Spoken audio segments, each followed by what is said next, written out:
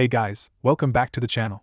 This is a story about what if Zombie Naruto and Highschool of the Dead. Before I start, please support for more amazing content, and do consider subscribing to my channel and share this video with your friends. This is written by MyPillow and link in description and support writer. Let's start the video. Chapter 1. The sound of flesh hitting flesh filled the abnormally quiet air. Splashes of water followed shortly after.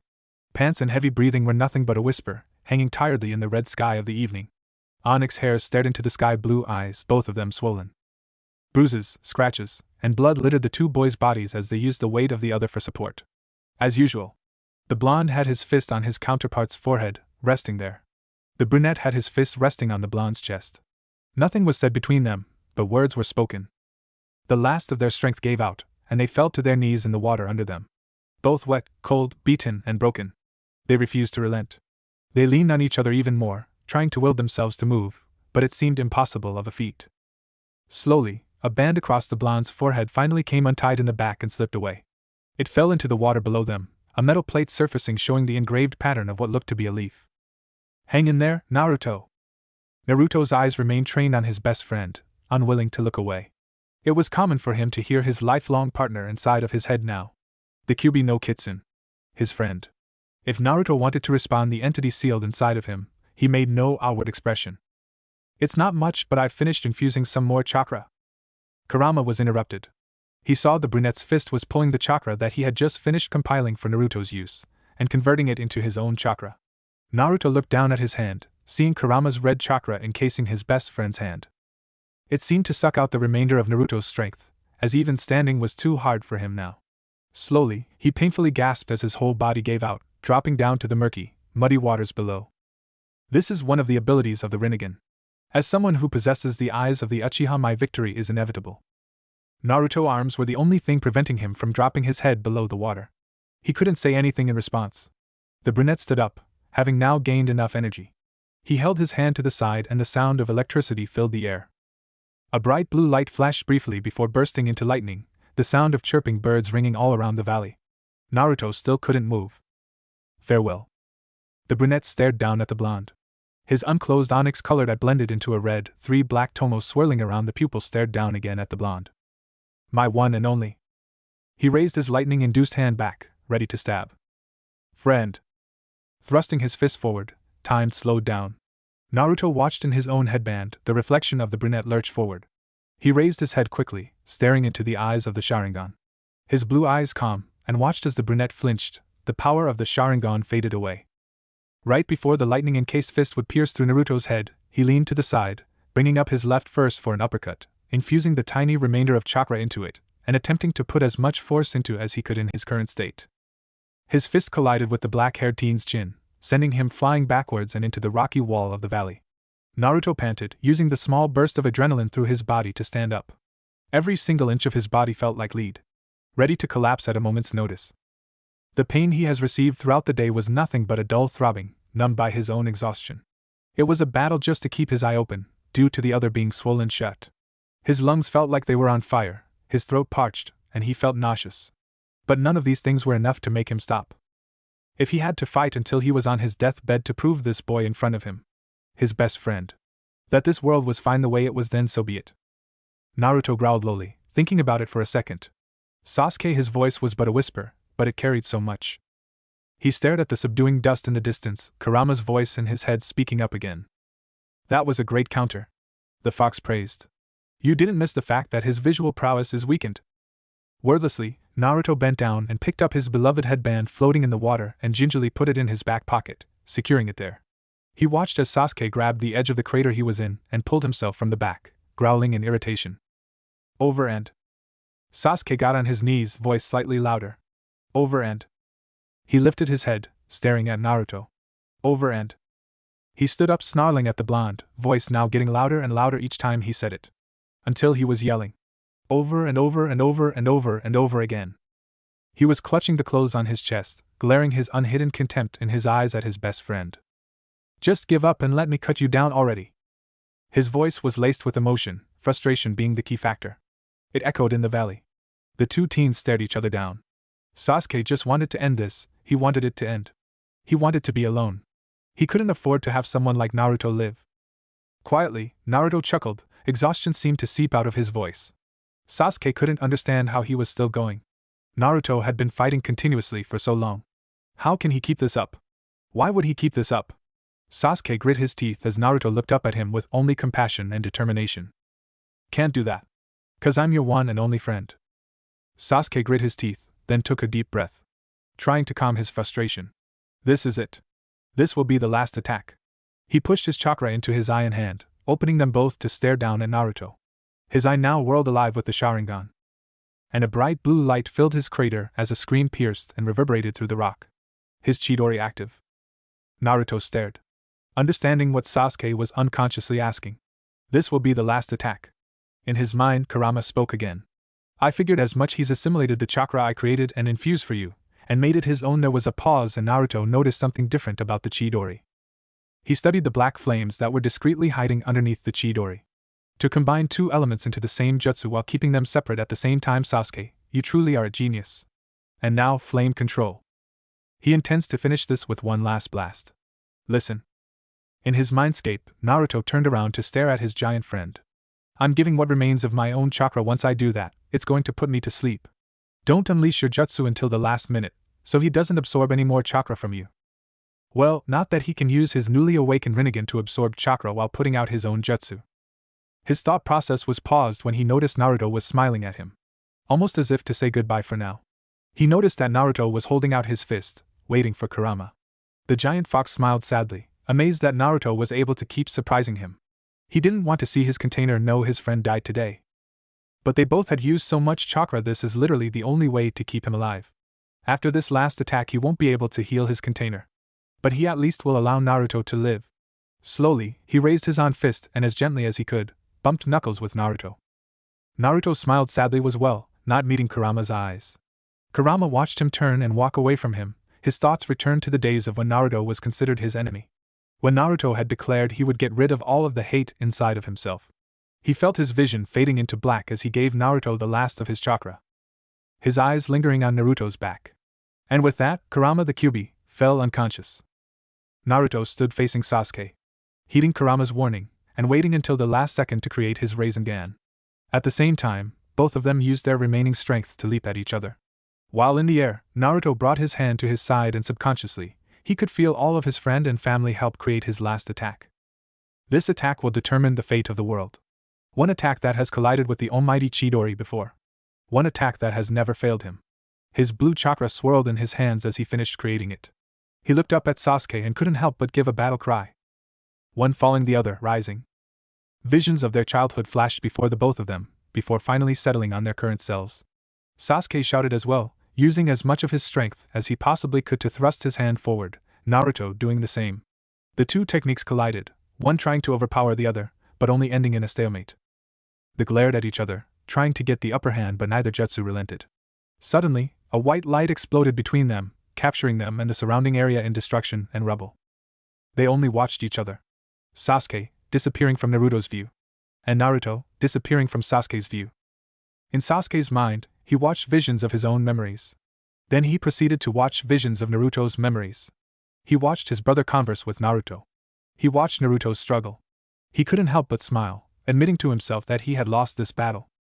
He could feel tears sliding down his face, and he could feel himself slipping into darkness.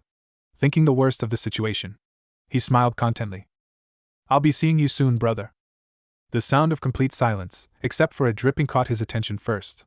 And he groggily, and slightly painfully, opened his only good eye. The first thing he saw was the night sky. Moon hanging above him, almost mockingly. He wasn't dead? How strange. He blinked a couple of times, not sure where he was. He looked around, in search for his best friend that he knew had beaten him. He grunted and flinched in pain, from his left arm. Or should he say lack of left arm, so that's where the dripping was coming from. You've finally come to, Looking past his arm, his eyes widened in shock at the sight of his best friend was what looked to be in a black bubble of sorts, laying on the ground, surrounded by concrete. He couldn't say anything as he stared at Naruto, who stared back with a slight smile on his face. Sasuke couldn't say it was a bubble as it appeared flat, but maybe more of window of sorts. I'm not sure what this is, Sasuke. Naruto started but stared at him. His smile is gone and with a serious expression on his face. But I don't think I'm in that world anymore. Sasuke studied it. How did that happen? Naruto sighed. I'm not sure, but before you woke up, it was much bigger than this. It seems like it's gotten much smaller over time. If I were to guess, I'd say we only have a couple of minutes before it disappears altogether. Sasuke gaped, but was confused. No rest for the wicked, huh? Naruto chuckled, but flinched and then coughed in pain. Seems like it. And as you saw, if we move around too much we'll both bleed out and die. The brunette grit his teeth in frustration. Can't you get through? Naruto shook his head. Sasuke could now see the window shrinking in size. As if life was giving them the okay to each other. To say goodbye. I can't even move enough to crawl over there. I'm in so much pain. It seems that whatever it was that transported me here has completely messed my chakra system for now. Sasuke's eye widened. He couldn't bring himself to talk. Now that Naruto mentioned it, he looked like shit. Bags were under his eyes, and his wounds were serious. One eye swollen short, but what shocked him the most was how pale and sweaty Naruto was, probably from his chakra network being damaged. Naruto chuckled again. Nothing Sakura-chan couldn't fix though. Naruto looked at Sasuke then. All sense of mirth disappearing from him. Sasuke, before we miss this chance. Release the infinite Tsukuyami. Sasuke couldn't say anything for a second, but could feel tears welling up in his eyes as he realized just how much he had messed up. Why do you keep involving yourself with me? Naruto studied him for a second before smiling. You already know, don't you? Sasuke glared, but Naruto continued, now that your body can't move, your mouth sure is moving a lot. Sasuke cut him off, just answer already, there's no time. Blue eyes turned towards him, serious this time. But Naruto smiled. Because you're my friend. What does that mean though? Naruto didn't anything at first, but they both saw the window now was about the size of a balloon ball. You asked me to explain it, but I really can't put it into words. It's just that when I see you take on stuff, and you get messed up doing them, it kinda hurts me. Sasuke's eye widened in shock. Naruto continued, looking sad. It hurts so much inside, that I can't just leave it alone, you know? Sasuke almost chuckled when he heard Naruto's verbal tick rear its ugly head. But he was in too much shock. Thought right now, I'm in a lot of pain all over, and I can't do anything about it. Sasuke could feel some tears spring into his eyes. Naruto, just how could you be so good to him? Sasuke could relate. He knew all too well the feeling that Naruto was describing. He himself had felt the same for Naruto. Without a word, Sasuke grunted in pain as he leaned onto his wounded stump. Reach across him with his good hand. Naruto looked confused at Sasuke. Well, what are you doing? Just shut up and do it. Naruto knew what Sasuke wanted to do and stared in shock for a second, but slowly a grin appeared on his face. Naruto grit his teeth and forced his body to move despite the pain of both the battle and his chakra network. Through the interdimensional window, they both clasped hands and formed the ram sign. Smiling as they instinctively felt the release of the Genjutsu Kagaya had placed the world under. Released their hands and falling back onto their backs with more pain, they finally relaxed. The window was now only the size of plate and quickly shrinking. Sasuke turned to Naruto. I've lost. Naruto didn't know what to say, only staring in shock. Sasuke smiled at his best friend. But this isn't over, Naruto. Stay alive. The window only being a size of a fist now, Naruto nodded. I'll find a way home. That's a promise. Sasuke felt his consciousness slipping. I'll find a way to get you home. With that, the two of them watched as the void between them slowly closed. The last thing either of them seeing before they passed out was the determined face of their own best friend. Miyamoto Tadashi was walking home from work, sighing heavily. He had been investigating Shido Ikura for a long time now, and in the results of this, his own daughter Rei had been held back a year in high school by Shido Ikura's son, Shido Koichi. It frustrated Tadashi to no end, knowing that his daughter, his own flesh and blood, had suffered because of his own incompetence. If only he could bring down Shido faster, if only he had done it sooner. If only those bastards didn't involve his daughter. He'll never forgive them. His thoughts were interrupted when he stepped in a puddle. He could only blink, immediately thinking about how it hadn't rained at all in the past couple of days. His eyes traveled down, and stared at the puddle his shoe was currently soaking in. His eyes widened. Blood? He took a step back immediately, staring at it. Undoubtedly it was blood. His eyes followed the small stream of blood, which seemed to go into an alleyway. He cautiously set his briefcase down and pulled out his handgun. He crept up to the edge of the building, body tense and ready for anything. He pulled out a flashlight and looked out into the alley. He couldn't see any movement, so he turned on his flashlight, flickering it for any possible threat. The light looked back and forth before settling on a bloody body. The only thing he could really see was the bloody, dirty, and shredded orange pants of this person. He gasped and walked forward carefully and quickly, noting how much blood was lost. He knelt by the body and noticed that it seemed to be a teenager, who by all means looked like he went through a blender. Injuries of all shapes and sizes were littered across his body, blood seeping from countless wounds. The most notable wound would have to be the missing limb that should have been his right arm. Tadashi gasped, pulling out his cell phone and quickly called for an ambulance, noticing that this child was breathing, although it was ragged. He checked for a pulse as well and noticed that it was still strong somehow. As his phone rang, he quickly took note of the boy's other features, such as 3 whisker marks along his cheeks, giving him an exotic look. His bright blonde hair appeared to be natural, going all the way into the root of his hair, and his eyebrows matched. If his hair wasn't as dirty and matted down with blood and mud, he was sure that it would be a very vibrant color. Finally, someone answered the phone. Tadashi almost yelled out at them. "Hello? Yes, I need an ambulance ASAP down here. It looks like someone is on the verge of death." "What? No, I have no clue what the hell happened. I just found him." Okay, thank you. "We are in an alleyway, on the corner of block 62, yes, thank you." Tadashi hung up the phone and took his tie off, going to the other side of the blonde, quickly tying his tie around the stump as tight as he could, effectively halting the bleeding.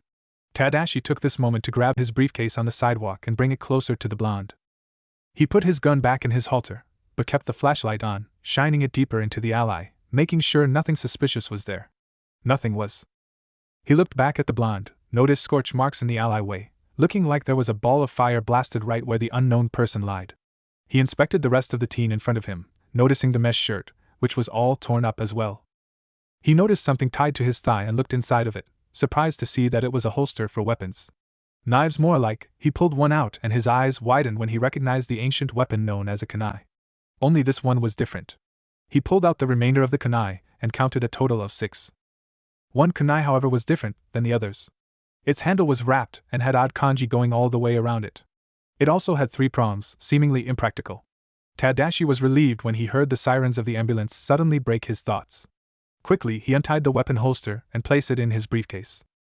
He'd give it back eventually, but having the paramedics finding that wouldn't be the best for the boy. He quickly searched the rest of his body for any more weapons, finding that he couldn't find anything else. He sighed in relief when the ambulance found them and parked on the sidewalk. Tadashi stood up and let them take over. He glanced down at the blonde. When he recovers from his wounds, he'll have to have a talk with this strange boy. That's one thing he knew for sure. Naruto groaned slightly, hearing silence. His eyes flickered open, seeing a white-tiled ceiling above him. The first thought that came to his head was that he was thirsty. Naruto tried to swallow some saliva, but it just wasn't enough. He turned his head to the side and stared at an open window. The sun was shining outside. He blinked. Where am I? Naruto closed his eyes, recalled the events of the past few days, remembering the war, the fight against Madara, the fight against Kagaya, him talking with the Sage of the Six Paths, his fight with Sasuke, his goodbye with Sasuke. He opened his eyes again. Well, only just the one eye, really. Oh. So I'm in a different world, huh? His whole body was sore, but he looked down and stared at himself. His right arm hurt. Or should he say that his stump hurt? He noted that he was in a hospital gown, but almost every inch of his skin was covered in bandages. Oh yeah, that's right. That bastard Sasuke gave him a good beat down. Naruto smiled, despite the situation. He heard footsteps and looked up towards the door, seeing an attractive lady walk in, not noticing he was awake, and walked to the edge of the bed.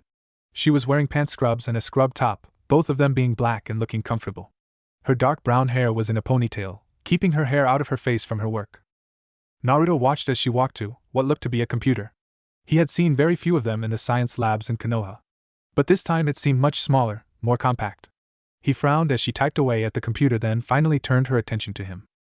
As she turned to him, she squeaked out, noticing that he was watching her.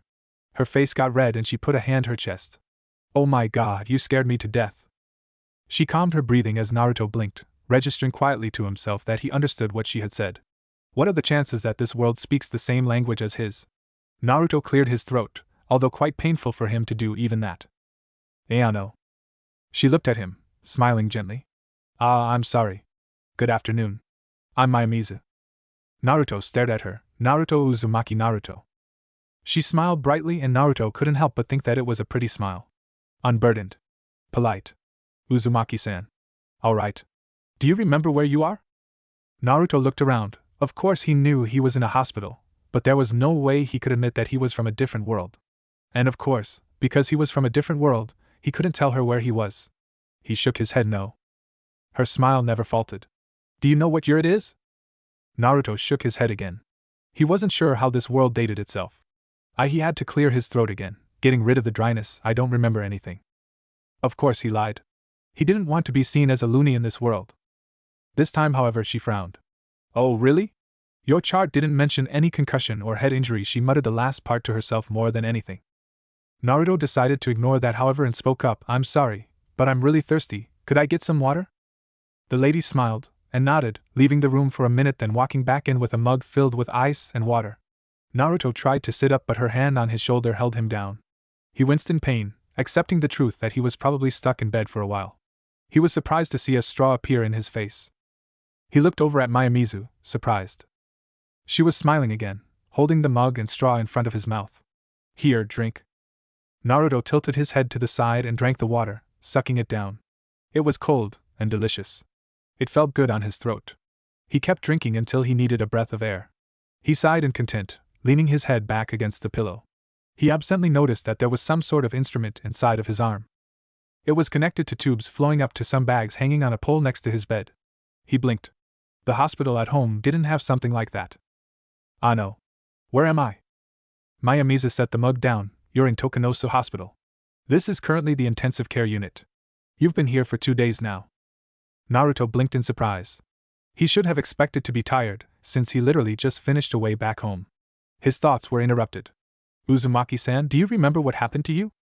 Naruto frowned. Of course he remembers how he got all of his injuries.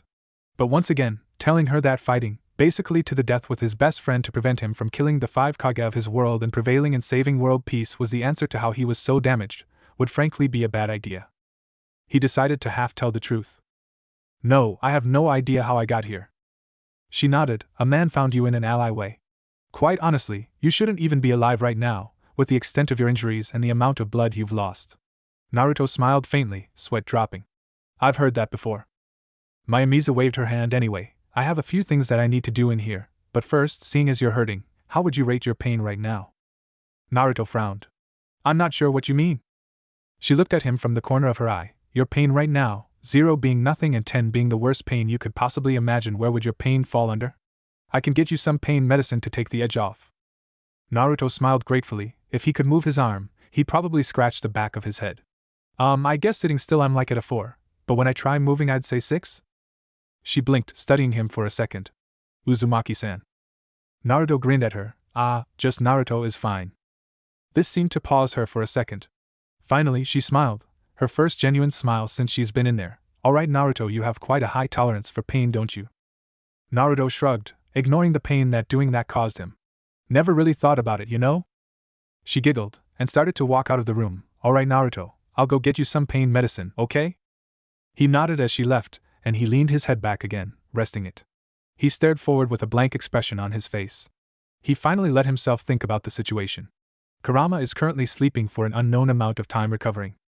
He is in a completely different world, not knowing a single thing about it other than they somehow speak the same language as him. His chakra network is currently completely messed up and he's recovering unusually slowly, for him, from near fatal wounds that has left him hardly able to move, much less walk. He sighed. And to top it off, he has absolutely no clue how to approach the topic of even attempting to get home. This situation sucks. He felt weak. Not a feeling that he has felt recently. Especially since getting back from his training with Erosenin. From the bare minimum that Naruto has seen so far, he can assume that technology in this world is more advanced than his, and the one person he has come in contact with seemed to have no chakra other than the bare minimum to survive. But even she could probably kill him if she wanted to, at least while he's in this state. He sighed, closing his eye. His energy that he had seemed suddenly depleted, and he decided that it wouldn't be a bad idea to go back to sleep. Kisen Uzumaki-san. He felt his shoulders shake gently. Someone was doing it. His soul eye fluttered open, groaning slightly. Drearily he looked around, noticing Mayamizu was standing next to him again, smiling politely. He swallowed the drool in his mouth. What is it? Naruto, you have a visitor. This caught Naruto's attention, and he suddenly felt very awake. Who on earth could be visiting him? He doesn't know anybody. He didn't say anything as she turned towards the door and gently called for the person to enter. Naruto watched closely, on edge, as the man walked into the room. He had dark brown hair, orange eyes, and a brown mustache. He looked to be around 185 centimeters tall, and was decently built. Maybe he was around his mid-40s as well. Naruto studied him. He didn't seem to be a threat, and had no aura of ill intent. He relaxed slightly. But for the love of God, he didn't recognize this man at all. "Hello?" He bowed slightly, and Naruto gave him a nod of his own, seeing that he couldn't bow currently. "My name is Miyamoto Tadashi. I am the one who found you and called for an ambulance." Naruto's eye widened in surprise. He definitely wasn't expecting that person to come back to see him. He watched as the man, now known as Tadashi, nodded to the nurse. "Could we have some privacy, please?" She nodded and headed out the door, closing it on her way out. Naruto watched as he pulled out a chair and sat next to Naruto's bed. Tadashi offered the teen a small smile. "You know it's proper to introduce yourself as well." Naruto felt himself blush in embarrassment. He chuckled awkwardly. Sorry, I was just surprised. I'm Uzumaki Naruto." Tadashi frowned, surprised? "At what?" Naruto sheepishly looked away. "I really didn't think that anyone would visit me." This caught the middle-aged man off guard. He voiced his questions. "Why would you think that? Do your parents know you're here?" "Oh no. My parents are dead." Whatever Tadashi was expecting, it certainly was not that. He felt extremely awkward now, coughing slightly into his hand. "Oh. I'm sorry to hear." Naruto waved him off with his only hand. "It's no big deal, they've been dead since as long as I can remember." "No foster parents?" "Nope." Naruto grinned at him. "Just me." Tadashi stared at him, long and hard, thinking about something, but Naruto wasn't entirely sure what he could possibly be thinking of. Naruto squirmed a little under such an intense stare from the man. "Naruto." Naruto gulped. He almost felt like he was in trouble for something. Yes? Do you have somewhere to live?" He blinked. Not at all what he was thinking that the old man would ask him. It was surprising indeed. No? I guess. I mean, technically he would be homeless in this world. Naruto just realized. He has no money, no shelter, no source of income, and currently no food or water except what was given to him at the hospital. He realized that his situation suddenly seemed worse now. Shit. "How old are you, Naruto-kun?" Tadashi was sincerely asking, a small smile on his face. It was a kind face, full of warmth. He couldn't help but smile back. 17. "Would you like to stay with my family and I for a while? Until you get on your feet, that is?" Naruto gaped, opening and closing his mouth several times. What kind of person would just offer their home to a complete stranger? What kind of world is this? Naruto felt suspicious. There had to be another reason, right? He narrowed his blue eye at the man. "What's the catch?" Tadashi seemed to have expected that, because his smile widened. "I just want to know what happened to you." Oh. That seemed plausible. Not like the man would believe him anyway. Naruto grinned at him. "Sure. Thanks for having me, Ji-san." Tadashi suddenly felt his eye twitch. This brat. He forced a smile. He stood up. "Good. Naruto-kun, I have to leave now, but I will visit every day, and when you are released in 2 days I will be here to pick you up to live at my place. Do you have any possessions?" Naruto shook his head. He really only had the clothes off of his back with him. He really seemed like a mess here. But how could anyone blame him? How was he supposed to know that he'd suddenly be teleported into another world? Naruto scowled. "How unfortunate. I'll get you some clothes too. Nothing fancy. Do you know what size you might be?"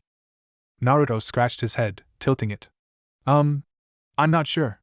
The nurse said I'm 180 centimeters though. Does that help?" Tadashi sighed. While it only helped a little, he assumed Naruto was around a size medium. He'll only get him a few things, not a lot, but enough. A little. "I'll be back tomorrow, Naruto-kun. Behave while you're here." Naruto nodded and grinned at the man. "Thanks, Ji-san. It means a lot." The middle-aged man left the room and walked out of the hospital, leaving Naruto alone with his thoughts. Naruto was glad that out of anyone he could have been helped by, it was that guy. He was nice. Naruto looked out of the room, smiling slightly. Worrying about his situation wouldn't do much right now. Especially since his chakra network was so messed up, he couldn't even start to attempt to figure out a way home. So he'll just have to enjoy the ride for now. 2 days came and went quickly. Naruto finally healed enough to be able to move around easily enough, which surprised almost everyone. Naruto was an incredibly quick healer, but the extent of his injuries should have put any normal person down for at the bare minimum a month. Or in fact it should have just killed a normal person. But Naruto was no normal person that they weren't aware of. He currently wore the clothes that Tadashi had bought Naruto, somehow fitting comfortably. He was wearing a pair of gray sweatpants, with socks and tennis shoes. He had a plain black t-shirt on and a plain black zip-up hoodie over that. The zipper was red, and it had 2 pin stripes going down the sleeves that were red. The pocket linings were also red. It was simple and comfortable. Naruto, surprisingly enough, found it difficult to dress himself with only one hand.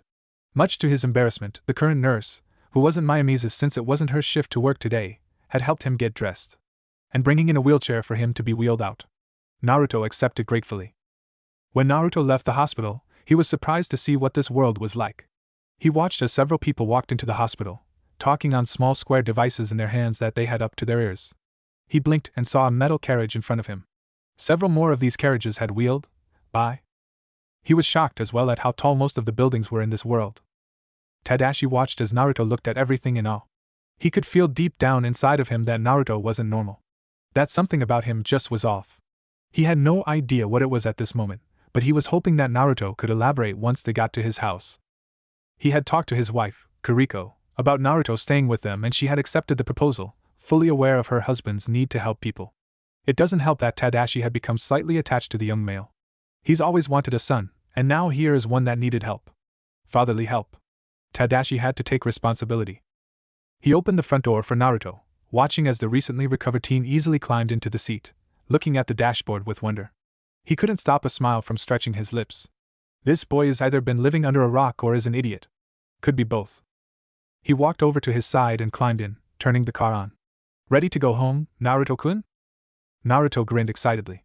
Of course. Take us away. Tadashi pointed at Naruto. Put your seatbelt on first. Seatbelt? The blonde muttered and looked behind him, confused. Tadashi shook his head and leaned over Naruto, grabbing the strap. Put the metal part into this buckle here. He pointed at the separate contraptions. Naruto did as he was told and his mouth shaped into an O. Neji-san? Tadashi raised an eyebrow, signaling for Naruto to continue. What does this seatbelt do anyway? Sighing, Tadashi put the vehicle in drive and took off. In case we crash, it protects you from flying out of your seat and dying. It's a safety precaution. Naruto nodded, adjusting the strap so it wasn't resting on his stump. Oh, I see. He smirked at the brunette. You're not gonna crash, are ya? Tadashi shot him a playful glare. Don't doubt me, kid. I'm a very good driving. Naruto chuckled softly, opting to not saying anything else but to study his surroundings more. The ride was quiet, Tadashi amused by watching Naruto. And Naruto amused by the world around him. His initial assumption was correct, this world was far more advanced than his world. Something he'd have to get used to. The overall ride took about 25 minutes. Stopping at various lights, Naruto studied every single person who was pulled up next to them. He was surprised to see so many different people. He couldn't stop the giant grin on his face. From excitement. Some people were talking on those square devices, some people looked to be singing to something, and others just stoically looked ahead. There was once where Naruto was spotted by a child and they proceeded to make faces at each other for their short stop. Tadashi couldn't stop his own smile from his face. Seeing Naruto's reactions to everything was just amusing. It was clear that he has never seen something like this. Something so ordinary to the average person was so amazing to someone like Naruto. He couldn't help but think to himself how he had taken it for granted. But Naruto's reactions had only confirmed his suspicions more. Naruto was clearly not from around here, and was from an area that was limited technology. He spoke perfect Japanese, so he wasn't sure if there really was a place in Japan that was like a third world country. It raised many questions on how Naruto could have even gotten into the city. Or how Naruto had arrived broken and beaten in the middle of an alley, knocking on death's door. Tadashi pulled into his neighborhood and drove up his driveway. He unbuckled his seatbelt and helped Naruto do the same, since Naruto didn't know how to operate it. Naruto nodded in gratitude. Both of them walking up to the door. Tadashi opened the door and took off his shoes, slipping into his house shoes. Naruto blinked and followed suit. I'm home. Tadashi had called out, ushering for Naruto to follow him. Naruto did as he was told, looking around the house and couldn't help but smile. It was warm, friendly. It comforted him. He turned the corner into what appeared to be a dining room and blinked as Tadashi walked up to an attractive woman with light brown, shoulder-length hair. She smiled at him, and Naruto noticed that she had dark brown eyes that looked serious, but warm and full of life. He couldn't help his own smile on his face. Oh darling, you're home? I just finished preparing dinner. Her eyes looked past her husband's and landed on the blonde.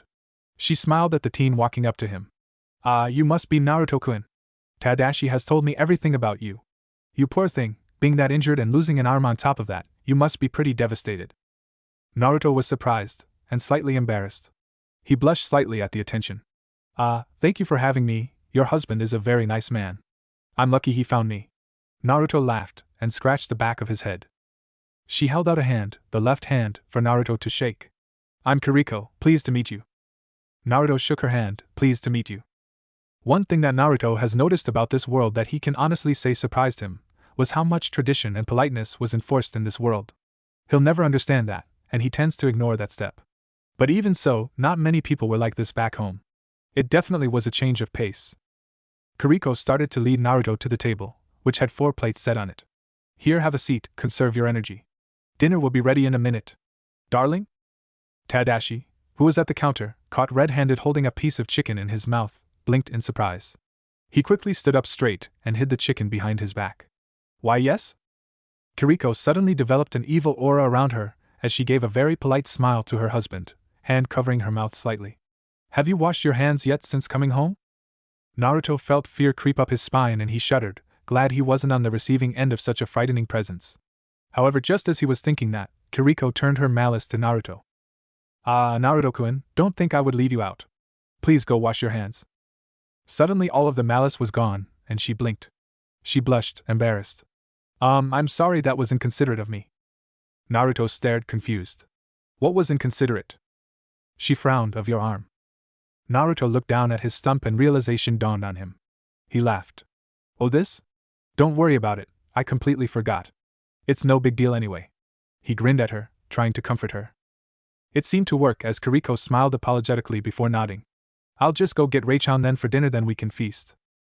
Kiriko walked out of the room, and Naruto turned to Tadashi, who was wiping his hands now, and munching on another piece of chicken. He sat down at the head of the table. She's a wonderful person and I love her to death, but she is more terrifying than being held at gunpoint. Naruto laughed. I can see that. She seems lovely though. Tadashi smiled at him. Thank you. A minute of silence later, and 2 sets of feet were making their way into the room. Naruto looked at the entrance to see Kiriko walk in, and began to set the table with the food. Naruto, however, was focused on the form of the girl behind her. He couldn't help but gape. She had light brown hair, which was currently down, flowing over her shoulders and down to her breasts. Her skin was flawless, and she had on the most natural, complementing makeup, enhancing her already natural beauty. Her hair had bangs that framed her face, but was almost untamable it seemed, seeing as she had 2 loose strands fly up and forward, like antennae. Her eyes were dark orange, and curious. She was staring right at him. Naruto couldn't help but think that she was beautiful. He absent-mindedly looked at Tadashi, then her. How can this old geezer have a daughter that looks like that? Ray, on the other hand, was also staring at Naruto, in curiosity. Their guest had the brightest, yellowest blonde hair that she's ever seen, and she could tell it was natural. He was lightly tanned, with a lean face. On his cheeks were 3 lines that resembled whiskers, which she couldn't help but think that they were a little adorable. He had a bandage under his left eye, which sported a nice shiner. She couldn't help but notice bandages under his black shirt. But she couldn't help but notice just how wonderfully blue Naruto's eyes were. It was like the ocean. Deep and blue. She's never seen eyes that pure before, and she was getting lost in them. They seemed to sparkle somehow, despite being their color. Alright, everyone eat up. Kiriko's voice broke the 2 of them from their staring contest. Naruto suddenly lit up and Ray blushed in embarrassment. She sat down, next to Naruto, and proceeded to serve herself. Naruto doing the same, as drool almost fell from his mouth. He picked up his chopsticks with his left, and struggled to hold them. Over this past week he could honestly say that he's having a rather difficult time learning how to use his other hand for everything. He hasn't even attempted writing anything yet. His struggle wasn't lost on the rest of the family. Ray, for the first time, noticed Naruto's lack of arm. She could only stare in pity at the recovering blonde. She couldn't imagine how much pain he must be in. Kiriko also was taking pity on the blonde. She suddenly smirked devilishly. Oh, Naruto-kun, it looks like you're struggling there. Ray-chan, why don't you help him eat his food? She smiled sweetly at her daughter, who suddenly looked at her, horrified. Oka-san. Naruto chuckled and put down his chopsticks. Thanks for offering, Kiriko-san, but I gotta learn how to do this eventually, you know? He scratched the back of his head, blushing slightly. Besides, I'm sure Ray-san would want to eat her food instead of helping me.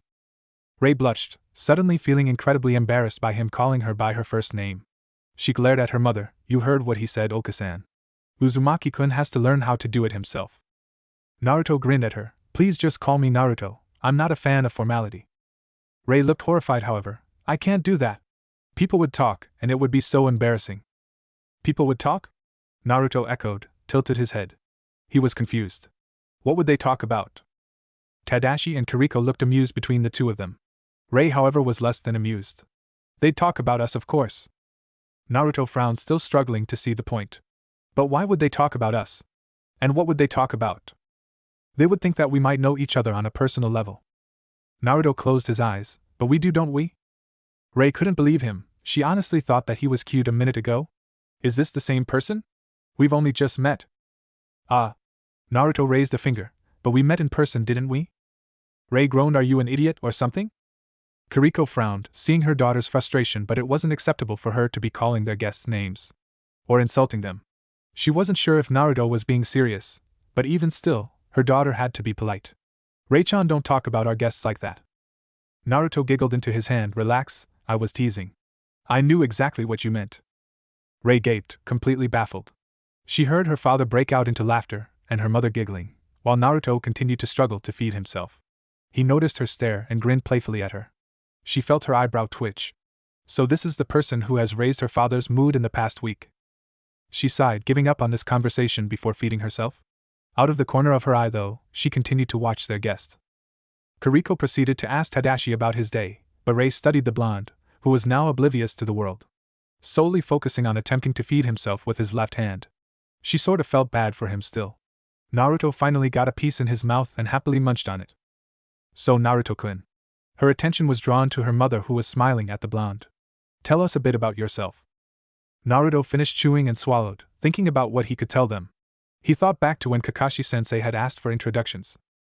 Well, as you know, my name is Uzumaki Naruto. I like to train, I love ramen, and I like all my precious people.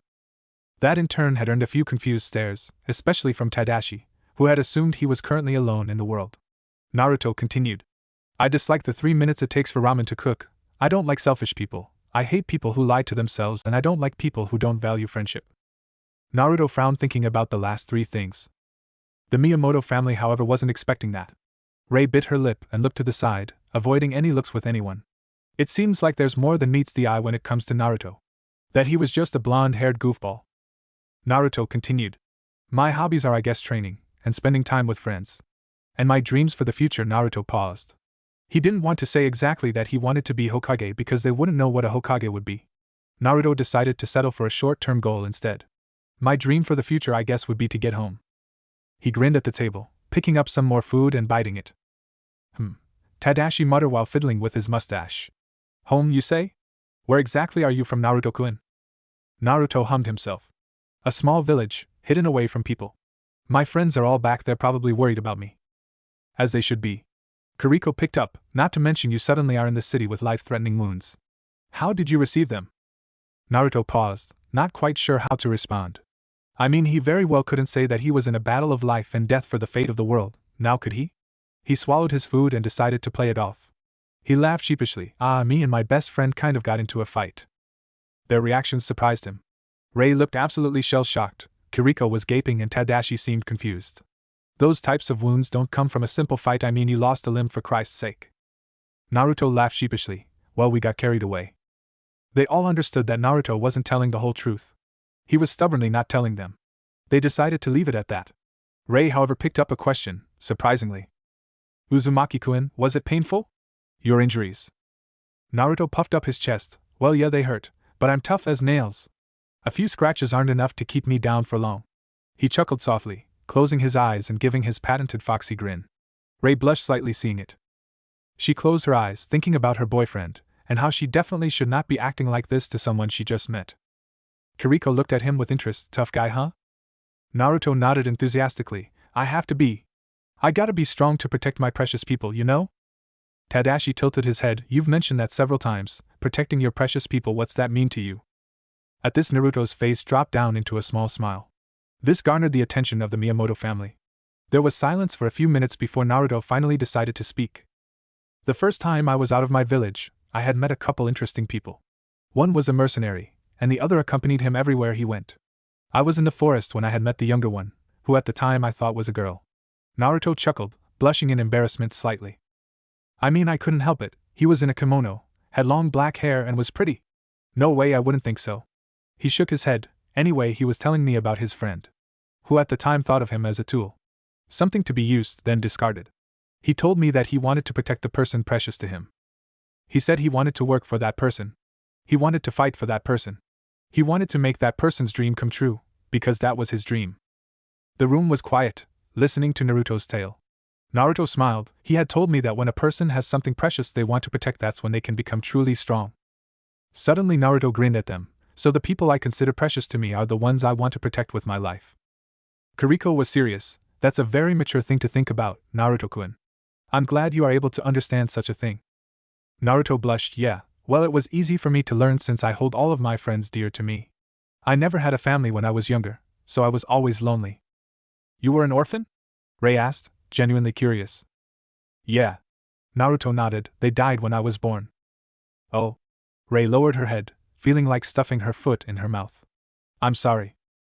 Naruto smiled at her. It's nothing to apologize about. I know that they loved me very much. An awkward silence fell through the room. Even Naruto could pick up on it. He coughed slightly and decided to change the topic. So Ray, he turned to her, tell me about yourself.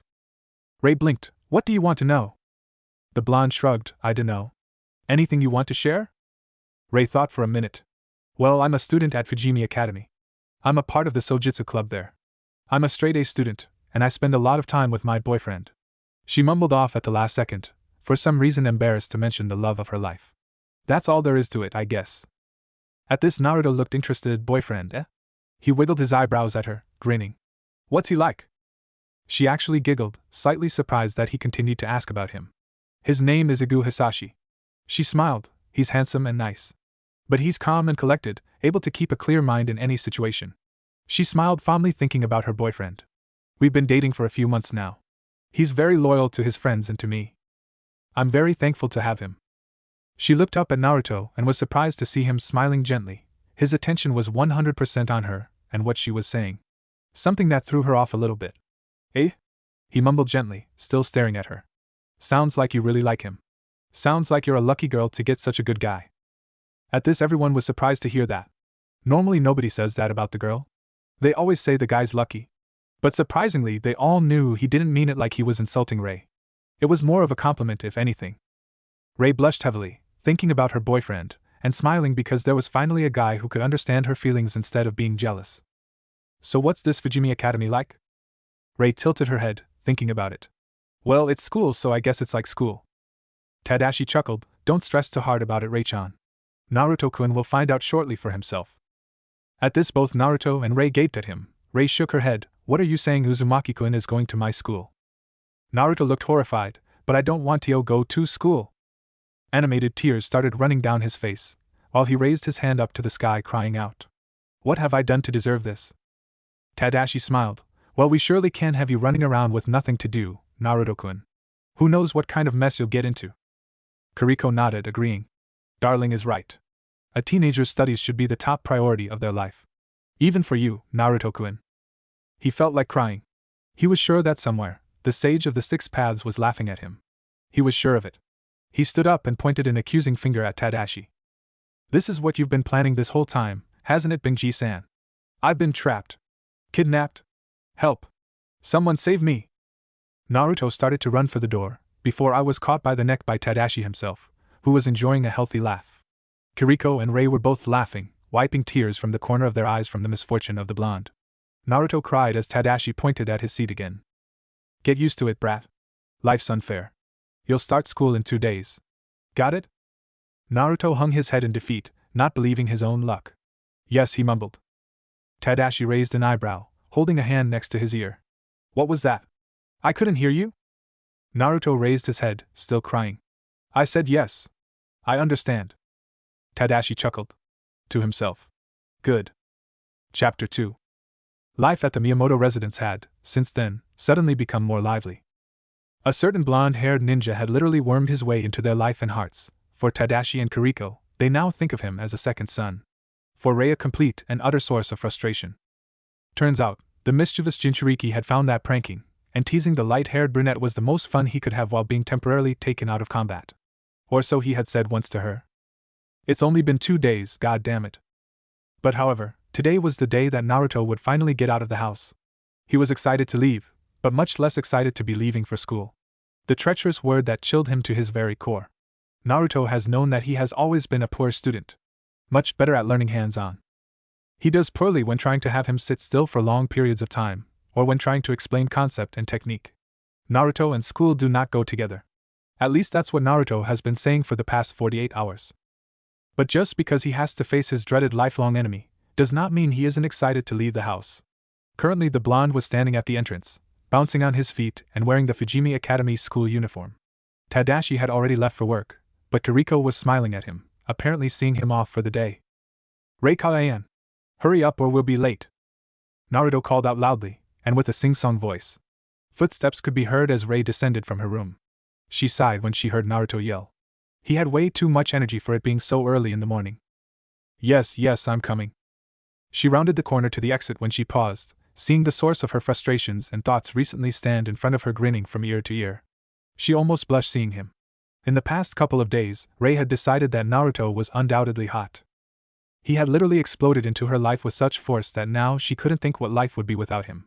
But because of this, it had seriously confused her about her own feelings, which even before he had arrived were way out of control and confusing. Now it's an utter mess. Naruto stood there in the black pants, an orange undershirt, and the black school jacket had actually complemented his exotic looks. His tan skin and bright blonde hair contrasted the dark uniform, bringing out his handsome features. It also doesn't help that when he looks at her it's like she feels like she's the only person in the world to him. Nobody has ever looked at her like that. But thank God that Naruto was as dense as a doorknob. Naruto bounced up to her and invaded her personal space, this time receiving a blush from her. Ready to go, Rei-chan? She sighed, but smiled. You're just too much to handle, Naruto. Yes, within the last 2 days, Naruto had somehow convinced to call him by his first name. But once we're at school, I'm not calling you Naruto, remember? He pouted, oh come on, it took so long and now you betray my feelings. He turned around and pretended to cry. Rei coughed on her spit, why your feelings? He turned around grinning at her, just kidding. Now let's go Miyamoto or we'll be late to school. He laughed and left out the front door. Rei placed a hand on her chest, calming herself before her eyebrow twitched and she growled dangerously. Naruto! His laughter could be heard from outside as she chased him down. Komuro Takashi was in his class. School started not very long ago. They were in the middle of modern Japanese currently. His eyes had drifted over to his childhood friend and crush, Miyamoto Rei. She had been acting strangely these past couple of days. She's been distracted even when she's around her beloved boyfriend Hasashi. Takashi couldn't help but hope that maybe they were going through a rough spot in their relationship. He knew it was selfish and an awful thing to hope for, but he just couldn't help it. He sighed, resting his head on his hand as he stared blankly down at his notes. A knock on the door had interrupted his own thoughts, and, like everyone's, his eyes drifted towards the door. The principal had walked in. Several people started to whisper among themselves, questioning why the principal was there. The modern Japanese teacher nodded after the principal had whispered a few things to him. The principal awkwardly waved to all of them before stepping out of the hallway. Ahem. It seems like we have a new transfer student today. Come in. Takashi tilted his head, confused. A transfer student? This late in the year? The door opened once again, and Takashi's eyes widened in surprise. Walking up in front of everyone was a teen with uncontrollably spiky bright blonde hair. He was lean, not bulky at all, but looked fit. He had lightly tanned skin and a bright grin on his face. 3 scars on each cheek that kind of looked like whisker marks, giving him an exotic look. And lastly, they noticed the bright blue eyes glimmering at them all. One could get lost in those eyes. Whispers broke out in the classroom. Oh, he's cute. Wow, he's tall. He kind of looks like a delinquent. You think he drew those lines on his face? His eyes are dreamy. The blonde cleared his throat, lowering his grin into a smile. My name is Uzumaki Naruto, pleased to meet you. He bowed slightly to the class, then gave them a wink and peace sign. The teacher nodded. Thank you, Uzumaki-kun, please go sit down in that open seat next to Kagi-san. If you have any questions please ask her after class, because she is the class representative. Naruto nodded, then walked to where Takagi, Takashi's childhood friend, but not his crush, was sitting. Naruto sat down next to the pinkette and smiled over to her, extending his only hand. Nice to meet you, I'm Naruto. Saya stared at the hand for a second before grasping it. Takagi Saya? Was all she said before she returned her attention back to the sensei. Naruto chuckled lightly before pulling out a notebook and a pen, holding the pen awkwardly in his left hand. The sensei continued his lesson, and effectively confusing Naruto already. He really didn't care how well he did in school since none of this would matter when he goes back to Konoha. Naruto almost sighed, thinking about his home. Kurama had yet to wake up, and his chakra network was still messed up. Although his wounds have healed, he felt like a part of him was missing. And he's not talking about the missing limb. He missed his chakra. And he missed his home. This time he did sigh. Uzumaki-kun, are you having trouble with the lesson? Naruto sat up straight, heard his name and blinked. He blushed in embarrassment, and shook his head. No, sensei. I'm just struggling to take notes, since I recently lost my dominant arm. To emphasize his point, Naruto held up said stump. Several people gasped in the room at seeing the sleeve of his school jacket slump downward, revealing the lack of limb. Naruto internally laughed. The greatest way to get out of trouble with the teacher was to play the pity card. He'll have to abuse this as long as possible. Outwardly, Naruto smiled sheepishly. I've just started to learn how to write with my left hand, so I'm sorry if my homework looks like a mess as well. Naruto let out an evil laugh inside his head. Now he'll have an excuse to get out of his homework as well. Rei, from the corner of the room, deadpanned at Naruto. That bastard is abusing his disabled quality to slack off during school. She decided to try and kill him with her eyes. Naruto felt a shiver run down his spine as he could literally feel killing intent come from somewhere in the room. He flicked his eyes over shoulder and saw Rei glaring daggers at him in the corner. He smirked at her and gave her the victory sign. The vein in her forehead popped out as she gnashed her teeth in frustration at the blonde. I swear I'll murder him, Rei thought bitterly. Sensei, however, was blinking owlishly, clearly unsuspecting. Oh, I apologize, Uzumaki-kun, I was unaware. Then please take your time. Takagi-san, please give him your school notes after class. Saya gaped at the teacher. She usually doesn't take notes actually.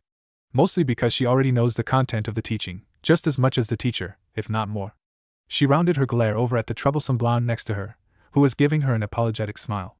He leaned towards her, whispering, I'm sorry, I didn't mean to give you extra work. You don't have to give me notes if you don't want to. Despite his effort to cheer her up, Saya felt unusually annoyed by his statement. Idiot, of course I'll give you notes. It's my job as class rep to make sure that everyone has an equal chance at passing. Naruto brightened considerably, grinning at her. Saya felt her face heat up a little bit as she was taken back with surprise. Really? You're the best, Saya-chan.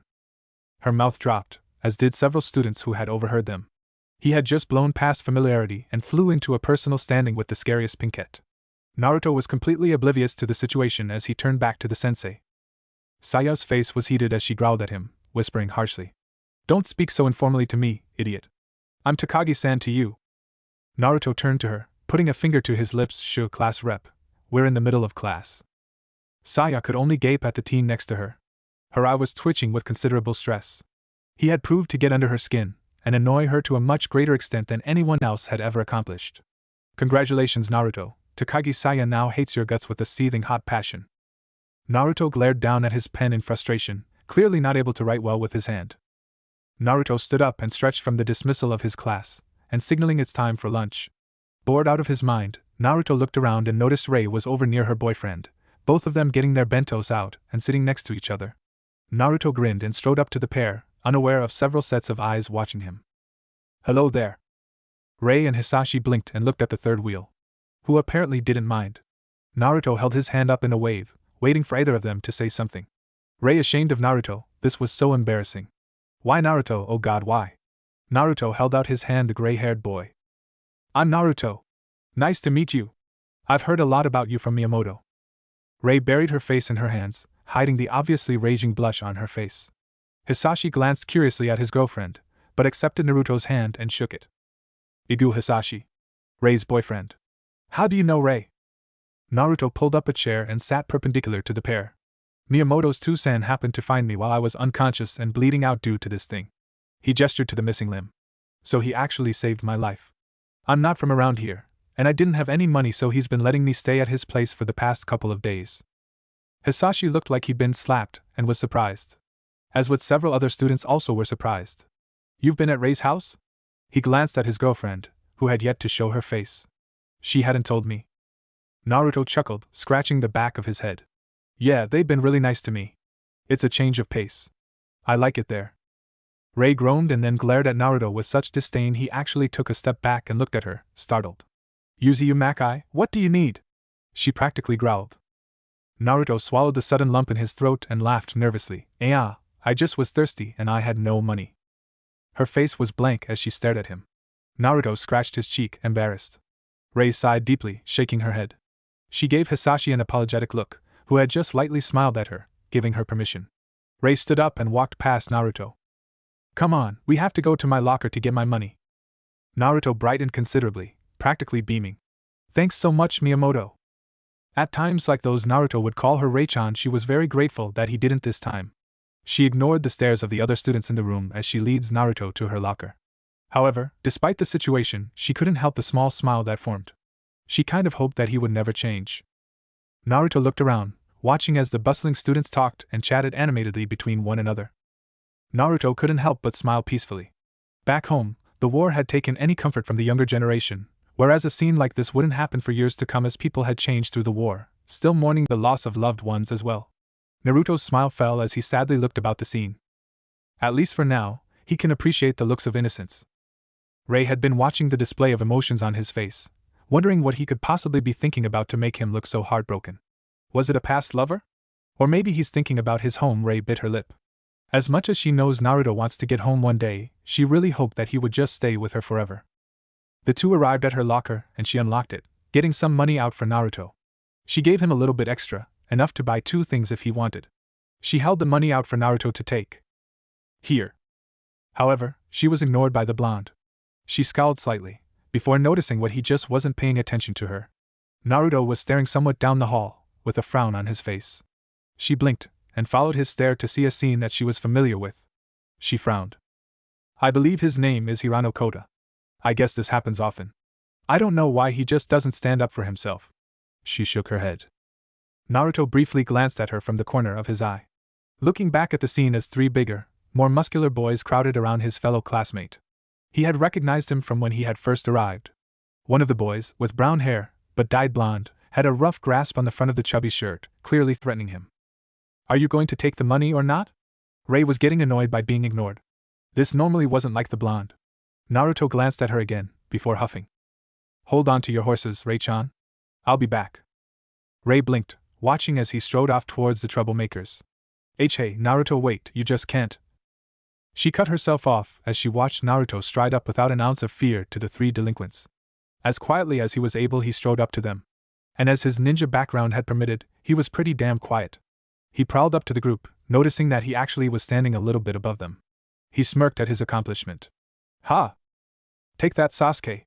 I'm not the shrimp anymore. Wiping the smirk off his face, he settled for a glare. What are you doing to him? They all turned to look at him. Kota was wide-eyed, not suspecting the new transfer student to help him out, since nobody else did. Naruto continued to glare at them, trying to be as imposing as possible. The dyed blonde clicked his tongue. Tch. Buzz off, this is business with Hirano only. He turned around, facing Kota again, who started to sweat, but refused to show any fear to them. Naruto frowned but grabbed the other teen's shoulder. Excuse me, this is my business. Leave Chubby alone. Kota mentally cried to himself. Uzumaki-san. Are you helping me, or joining them? A small group of students started to form around the ruckus in the hallway. Naruto ignored them. The dyed blonde glared at him and fully squared up to Naruto. He absent-mindedly noticed that the other teen, now at full height, was equal in height. However, it would take a lot more than that for Naruto to be afraid of anything. Hell, if he could look Kage in her eyes, then he sure as hell can handle a hormonal teenager.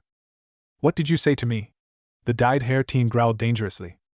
Naruto blinked, unaffected. I said to leave him alone? One of the other groupies turned away from Kota and faced Naruto as well. You better listen to Tsunoda, Blondie, or we'll have to give you a beating. Naruto smiled at them. Hey now, I'm not looking for trouble, just leave the guy alone. I don't see the need to bully other people at all. At this, the newly named Tsunoda, the dyed blonde, gave Naruto a rough shove. Naruto only took a step back from the force. Look here, moron. None of this concerns you. Now if you just politely go fuck yourself, then there won't be any issues between us. Naruto tilted his head. So you're not going to leave him alone? Tsunoda put his fists up, intent on knocking Naruto out. Hell no. Naruto shrugged. Well, I warned ya. Before Naruto finished his sentence, Tsunoda swung his right fist in for a hook. Naruto smirked. While looking fast for the average student who had all gathered around them, Naruto thought it was rather slow. He easily dodged it by leaning back. Tsunoda, having not expected to miss, was now off balance, falling forward. Naruto took this opportunity to thrust his own fist into Tsunoda's stomach, knocking the air out of him and having him spit out saliva. Naruto withdrew his hand just as the other 2 goons came forward with attacks of their own. The first guy swung in with his own front jab, aiming at Naruto's face. Naruto pushed the fist to the side and kicked the boy in the ribs. The boy flew into the lockers from the force of the kick and slumped down. Naruto whirled around, dodged the next punch from goon number 2. He put one of his legs behind the delinquent, and grabbed the front of his shirt, throwing him down on the ground. Naruto sat his knee down right on the teen's throat, choking him. Naruto looked to the side to see Tsunoda on his feet again. Naruto quickly grabbed one of his pant legs and pulled hard. Tsunoda felt his leg suddenly pulled backwards and his other leg came with it. He slammed face first into the ground. Pain rushed through his face as he heard a sharp crunch and felt blood gush from his nose. He cried out and held his face in pain. Naruto's sweat dropped as he had effectively broken the other teen's nose.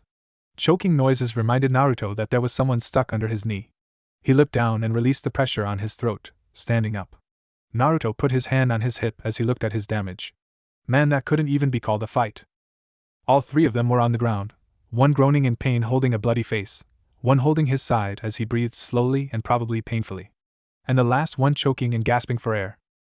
The blonde scratched the back of his head, looking over to the stunned chubby boy. He stepped over Tsunoda and held a hand out for Koda to take. "Are you okay?" Naruto asked with genuine concern.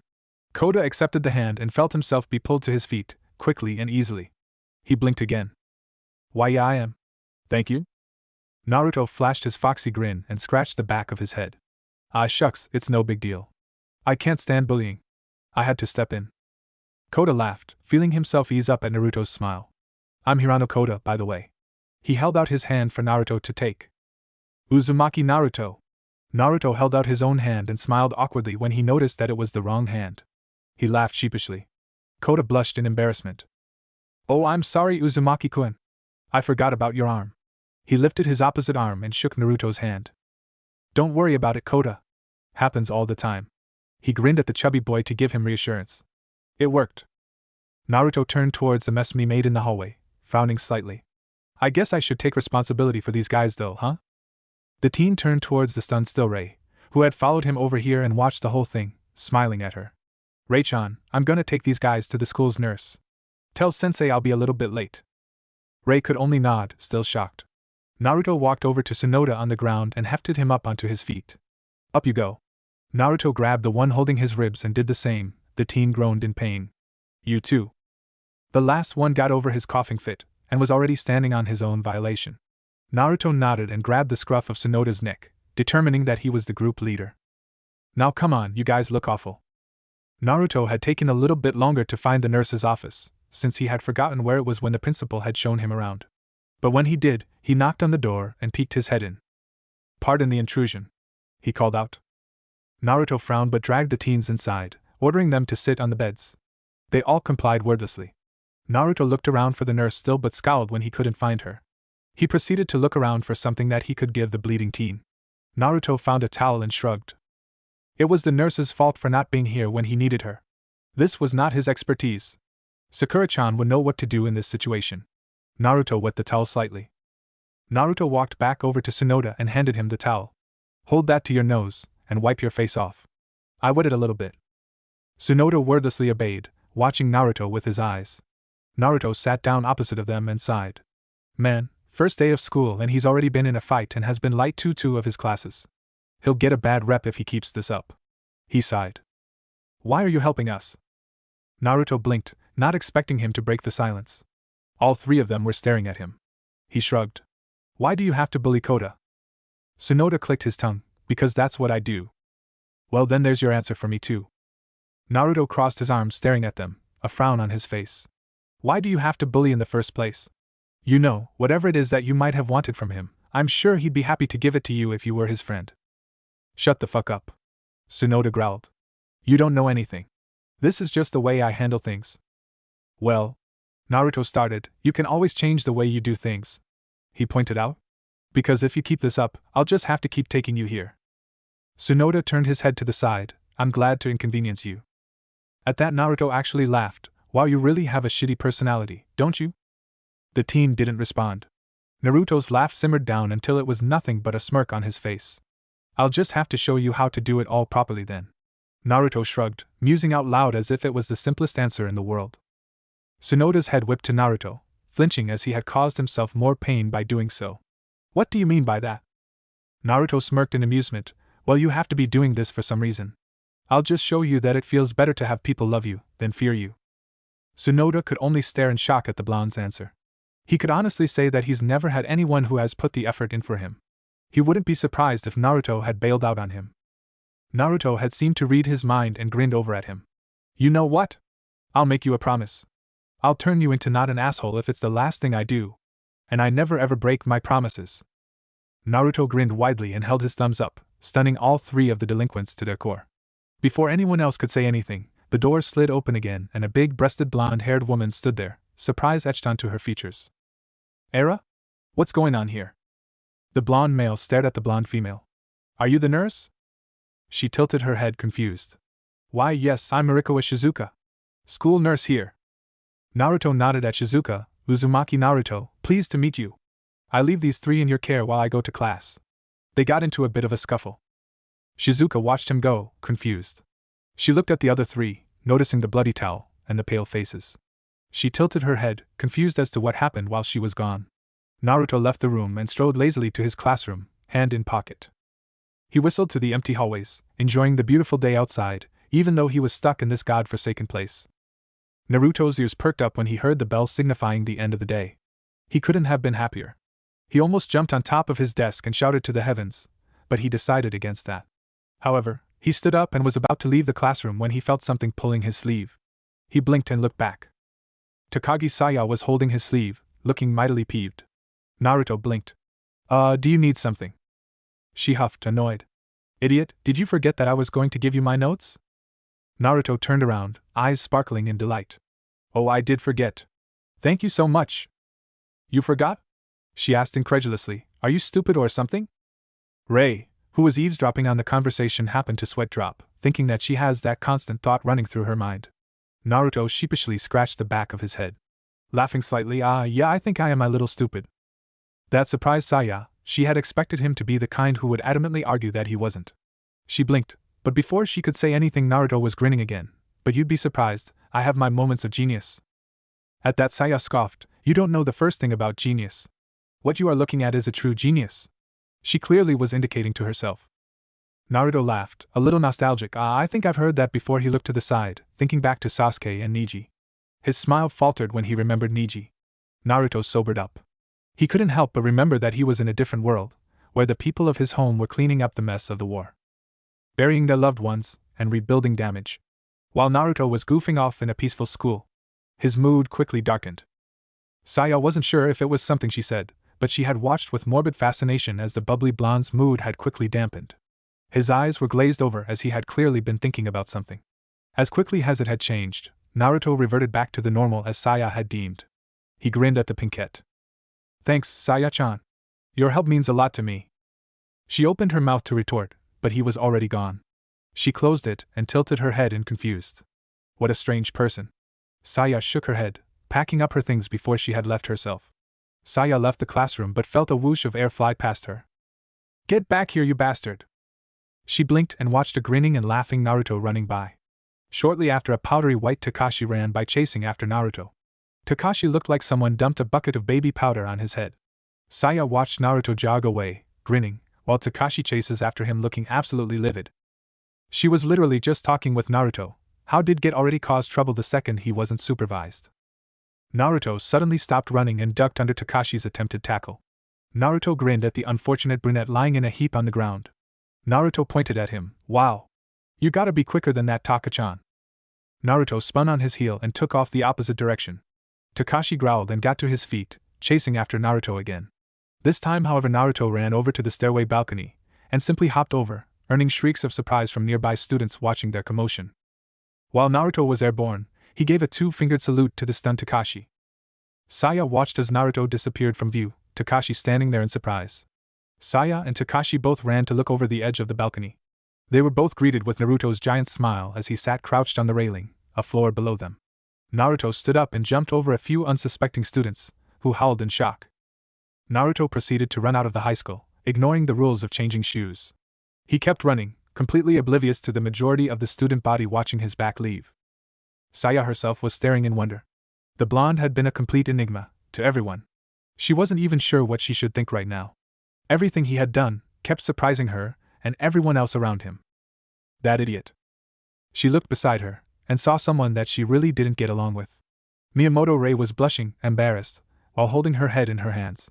Saya had deduced that they had seemed close, and when Naruto had informed almost everyone in the classroom that her father had saved his life, it only confirmed it. However, Rei's behavior was peculiar. If she didn't have a boyfriend right now, she would almost think that the light brunette possibly had crush on the blonde. Suddenly the people around them broke out into a fit of excitement. "Oh my god, did you see that?" "Yeah. He's like some sort of monkey." "Never mind that. Did you see how cute he was?" "I heard he beat up Sonoda's gang today." "I heard that he's the new transfer student of 2B. Wow, suddenly I'm very jealous of that class." Both Rei and Saya couldn't stop their irritation, hearing the whispers around them. Naruto sure knew how to take a school by storm. Their thoughts were suddenly interrupted by the sharp growl next to them. They saw Takashi, completely powdered white, glaring out the window. He angrily turned around and stormed down the stairs of the school, probably hoping to get home. The two girls couldn't resist the giggle of amusement at Takashi's predicament. Rei felt someone put their hand on her shoulder, and her face brightened, seeing Hisashi standing next to her. "Let's go home, Rei."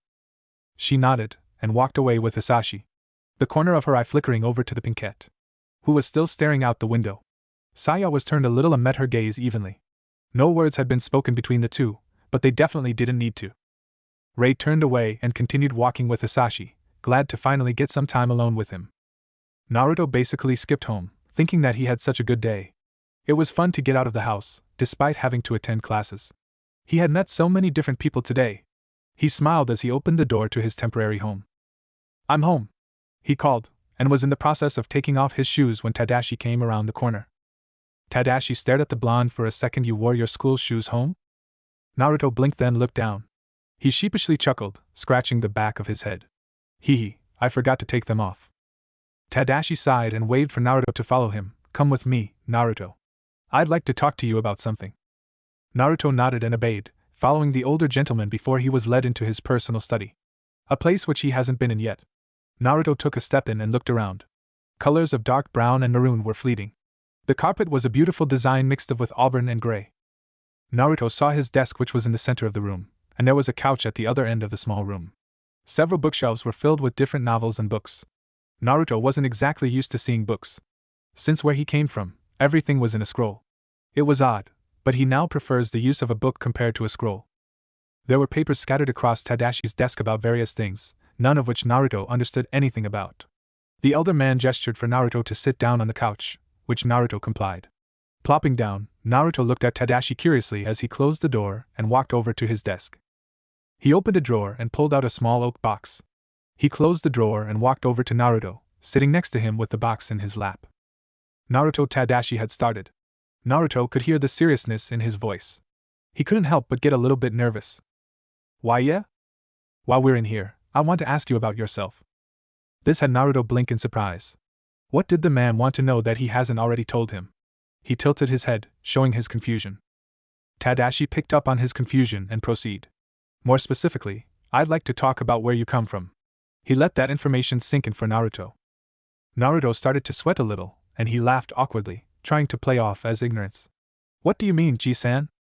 Tadashi stared at Naruto for a second, before opening the box, showing Naruto what was inside.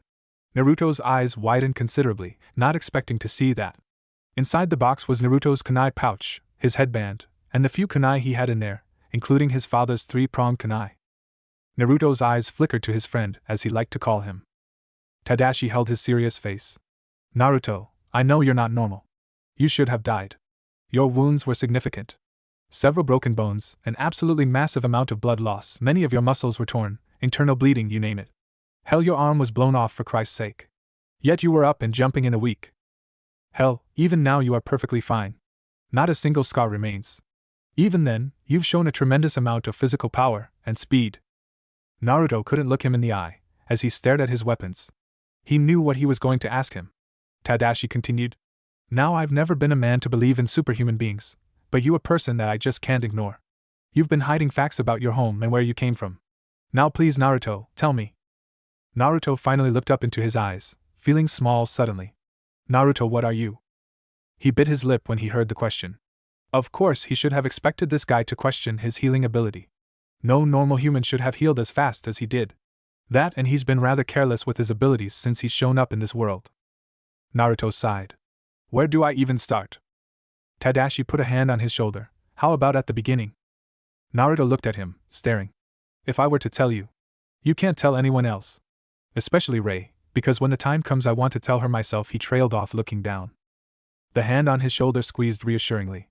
I promise. Naruto sighed, smiling gratefully. He leaned back, and looked up thinking about how to start. I guess I should first say that I'm not from this world. Naruto looked over at Tadashi, expecting a reaction, but his face was completely blank. No expression. And he made no move to interrupt Naruto. So the blonde continued. I'm from a different dimension, where we call it the Elemental Nations. It's a world filled with shinobi, ninjas, and violence. To be honest, it's a kill or be killed kind of world. But I love it there.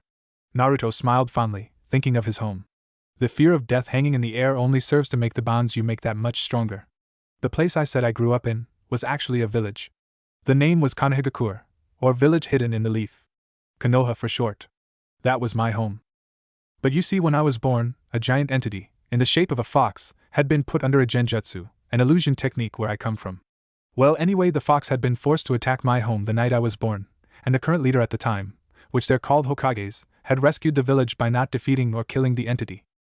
No, the fox was too strong for that. Instead, he sealed away the fox into me. A newborn child. The Hokage at the time happened to be my own father. He sacrificed his life to contain the evil energy that was the fox. Naruto paused, letting the information sink in for Tadashi. You see, our world is capable of doing incredible things, almost anything really, because we have a powerful tool on our side. It's called chakra. In the early stages of time, a woman named Kaguya had taken a fruit from a mystical tree called the God Tree. That fruit had given her chakra. With her power, she had ended all wars that plagued the land. And when she had children, they had inherited the power of chakra. One of them had spread the ability to use chakra, hoping that they could use this power to understand each other and create a permanent peace. Instead, though, those people had used chakra for war and to fight. Everyone has chakra, and it's networked into our bodies, almost like veins.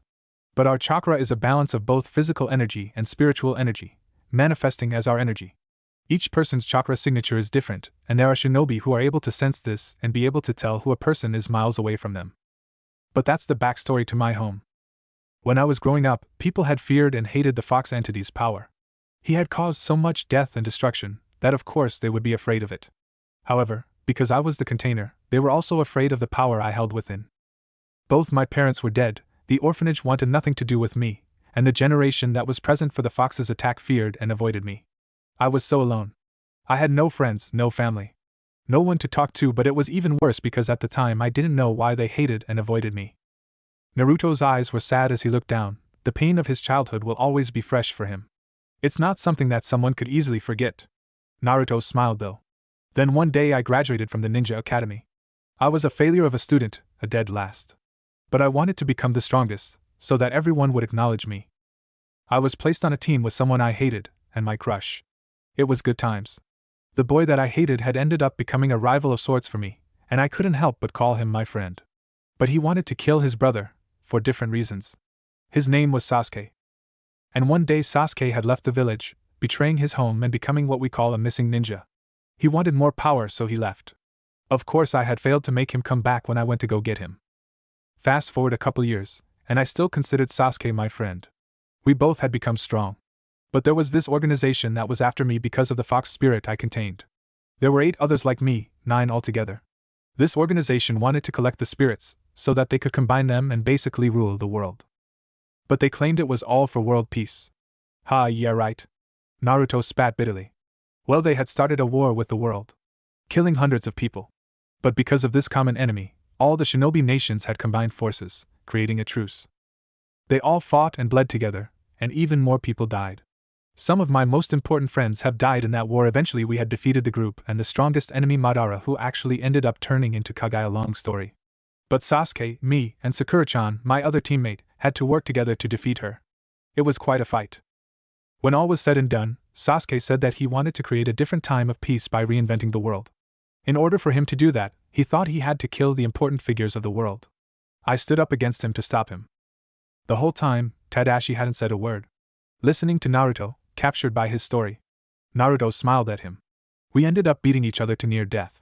Our final attack happened to open an interdimensional rift and suck me into it. With that happening, it had completely scrambled my chakra network, essentially leaving me stranded here. I think it will heal, although very slowly without being healed by someone. There was silence between the two of them, one processing what was told and the other allowing it to sink in. Minutes went by, either saying a word. After what had seemed like forever to Naruto, Tadashi picked up the headband in the box. And these? What are they? Naruto smiled, taking the headband from him and tying it around his head. The battered and worn black cloth easily and comfortably slipped on. This is our ninja headband. It is a symbol of honor. It marks us which village we are from, and it shows everyone our struggle to become a shinobi. Actually, this one is special to me. It used to belong to my academy sensei. And on the night of my graduation, he was the first person ever to acknowledge me as Uzumaki Naruto. I think he had saved my life that night. Tadashi picked up a kunai and the three-pronged kunai. And these? Naruto pointed at the regular knife. That's a basic shinobi tool. A kunai. The other one is a special knife that my father used for his signature technique. It allowed him to teleport. Naruto grinned at him at the end. Tadashi's eyes widened in surprise, looking at the knife. Your people's chakra actually allows something as advanced as teleporting? Naruto shrugged. Like I said, chakra allows us to basically do anything. But unfortunately, teleporting isn't a common thing where I live. My father's teleportation was special. He was the only person who used that technique. He was considered the fastest person in the world. Naruto grinned proudly, although while in his Sage of the Six Paths mode, he was faster than Sasuke and actually surpassed his father's Horatian speeds, he still considered his father to be faster than him. Maybe it was because he just looked up to him so much. Whatever. Tadashi studied Naruto for a second, thinking through it all. Finally, he rested a hand on his chin. So you are telling me that you are from a different dimension? A nod. And that your kind is able to have superpowers of sorts because of a natural energy there. Another nod. And that you were ripped from your home right after the war ended, because you and your best friend were fighting to the death? Another nod. And now you are stuck here because your chakra network isn't usable anymore? For now, at least. Tadashi sighed and rubbed his temples. Do you realize how absurd this sounds? Naruto shrugged. You wanted to know. I wouldn't lie and make this up. What are you going to do in the meantime? Naruto relaxed back, sighing himself. I guess the only thing I can do is wait around for my chakra network to heal. I can only hope that my friends can get to me before too long. Tadashi leaned back as well, looking like he needed a drink. I can't believe I'm saying this, but I believe you. Naruto grinned at him, actually feeling much better about letting his new friend know about him. Thanks. So once you find a way home, you'll leave here for good, huh? Tadashi mumbled quietly. He didn't want to admit it out loud to the blonde, but had come to think of him as a son somewhat. He wasn't sure how long it would take for them to find him, or for his chakra network to heal. But he was actually disappointed to hear Naruto talk about leaving. It just didn't seem to fit him. Tadashi sighed. Well, Naruto, while you are here, may I ask of you a favor? Naruto nodded, intent on repaying the debt he owed this man with whatever he could do. Please protect my little princess from any harm that could happen to her. He smiled at the blonde. Naruto was baffled. Protect Rei? From what? Tadashi slumped down, tired from the day. Anything and everything. If you could do that for me, I'd greatly appreciate it. Naruto could only grin at the man who had saved his life. Giving him a thumbs up, he proclaimed. Don't worry, Ji-san. I'll protect her with my life. And that's a promise of a lifetime. After that conversation, Naruto and Tadashi had gotten closer. Much to the surprise of Kiriko and Rei. The two were inseparable, Naruto amusing the old man with tales and stories of his adventures from his old world, and Tadashi entertaining Naruto with stories from his own experience in the line of duty. A week had passed quickly, Naruto adjusting to the school, and unfortunately, the school was still unable to adjust to Naruto. It turns out, Naruto was a terrible student. He cut classes, he pranked teachers, he goofed around with others, and he spent most of his time socializing with the students. Naruto, while considered a delinquent to most, was loved by all. He was considered a dark prince of sorts. The nicest guy in the school, handsome and energetic. Despite his tendencies to overdo his pranks and actually piss several people off. Kakashi had gotten over his initial anger at the blonde and couldn't help but like him as well. Naruto was everyone's friend. Even Tsunoda had loosened up a little bit, being caught by Naruto several times in the act of bullying. Naruto never let him off easily either, which had resulted in many trips to the nurse's office. Shizuka-sensei enjoying the company of her fellow blonde, and rather enjoying his energetic attitude. Takashi's depression over his lifelong crush had actually been forgotten while he spends his time with Naruto. The bubbly teen's positive attitude was contagious. As well as his smiles. Takashi was slowly allowing himself to enjoy life again, which was a huge step forward for the brunette. Naruto had gained a very mixed reputation. Many would argue that he's a good-for-nothing delinquent, a great many others would argue that he is beloved, and that there was just something about Naruto that made you want to be friends with him. Overall, the week was almost always filled with conversation with the blonde. Despite all of this, Naruto was completely oblivious to any of it. Having to learn how to ignore the people around him from his harsh childhood, he doesn't even realize anymore if people are bad-talking him or saying good things. Over the past week, Naruto had learned all sorts of things. So far his favorite thing would be the little metal boxes that could play music. And when he said music, he meant really catchy music. Not like the kind that his world had. It was both Ichiju Misuzu and Toshimi Nikki who had opened his eyes to the wonderful sounds of this world. They tried to have Naruto put their earbuds in and listen, but he struggled to get his opposite earbud in, due to the lack of arm. They were both more than happy to help him put the bud in his ear, as he listened to their choice of music. Much to the annoyance of several people in the class. Naruto was considered a trophy for any girl would be lucky enough to ask him out. Naruto's reaction was the most adorable look hardly anyone had ever seen. Like a child on Christmas morning, Naruto's face lit up with such amazement and awe that he literally jumped onto his desk, proclaiming that the small metal box of music was the most incredible thing in the world. Later he was seen to be dancing in the hallways, running away from Misuzu and Nikki who wanted their MP3 player back. Through this week, Naruto had discovered that while nowhere near perfect, his chakra coils had healed enough to allow him to be able to manipulate the tiniest bit of chakra. Not enough for a Kage Bunshin or any of his other jutsu, but it was enough to be able to flow that chakra to different parts of his body, giving him small physical boost. They weren't healed enough for the blonde to be able to use basic chakra control techniques however, such as water walking and tree climbing. And as happy as it made him to have the small bit of chakra use, even using that amount of chakra had put him through quite a bit of pain. He had decided that for now, he wouldn't use it unless he absolutely needed to. Anyway. It was all of this combined that could have explained why Naruto was found hiding away in the observatory rooftop, tapping his feet to a tune that Naruto was listening to while he skipped class because he had pranked the teacher. And he was fairly good friends with the janitor, so he had given Naruto an extra key to this forbidden rooftop so he could chill up here when he had wanted to pick up some sun rays. Naruto's lone hand was behind his head, as his stump was spread out wide.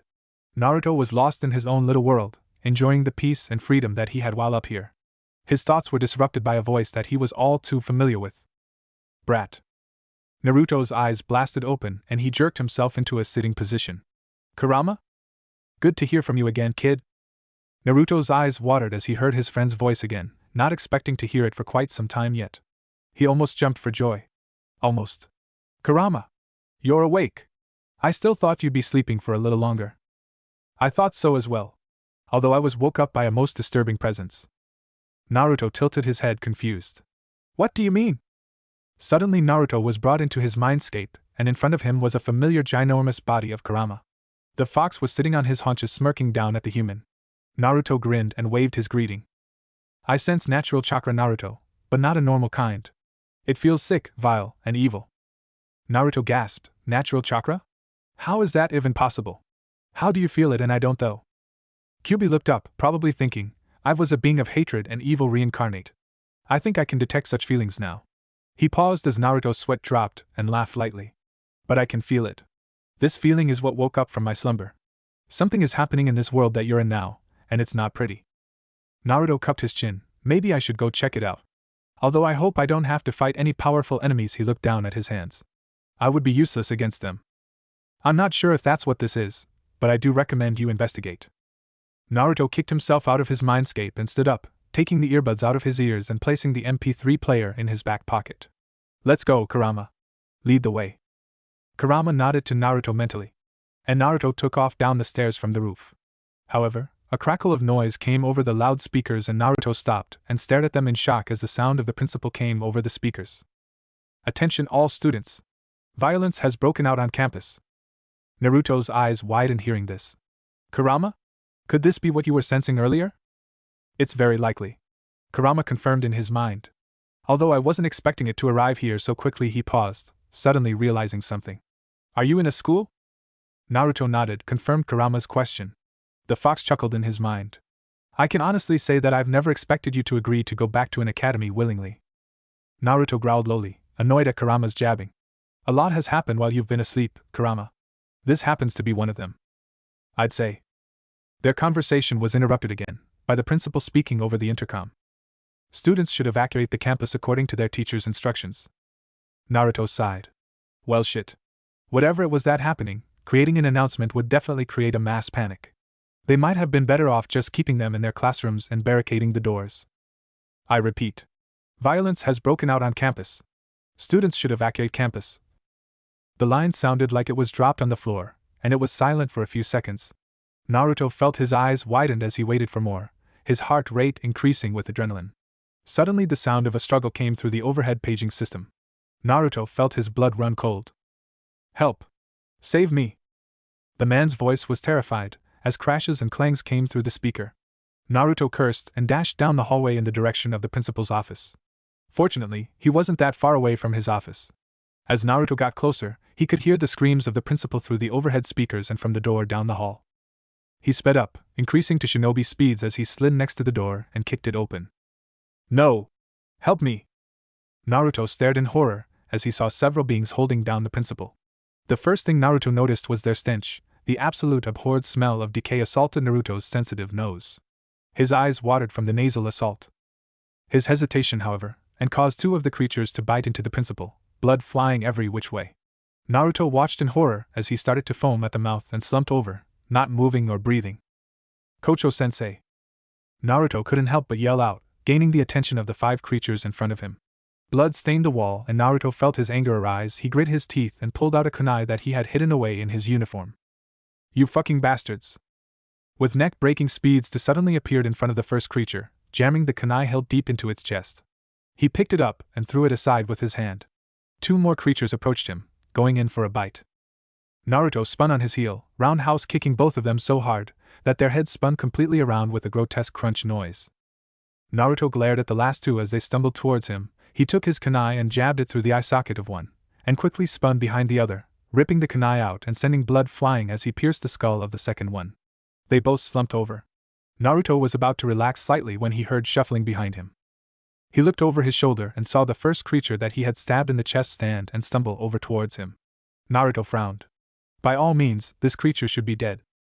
He turned around to face it, not making any noise. When it got in range, Naruto simply jabbed his hand out, as quick as a cobra, and stabbed the creature between the eyes. It slumped over as well, body hitting the floor. Naruto frowned when he saw that. So only damage to the head can take them out. Naruto nodded. What a cliché weakness. Naruto turned towards his sensei and sighed, noticing the man was dead. Sorry sensei, I couldn't get here faster, he muttered lowly. But his musing was cut short as the man twitched and slowly started to sit up. Naruto watched as the man's eyes opened, gray and lifeless, and rolled to the back of his head. His skin was an ashen gray, and he was profusely bleeding from almost every orifice. He glared at the dead body of his principal. Something doesn't seem right to him. These creatures had bitten his principal, and by no means were those wounds fatal. But the principal had died, and now he is standing in front of Naruto, unmoving, nor is he attacking the blonde. Faintly Naruto could hear screams around the halls as students were panicking and running around chaotically. This seemed to attract the body of the principal as he lurched forward. Naruto tensed, ready to end him. He hesitated, however, when the principal didn't look to be attacking him. He watched as the creature walked by him and out of the room. Naruto's eyes widened.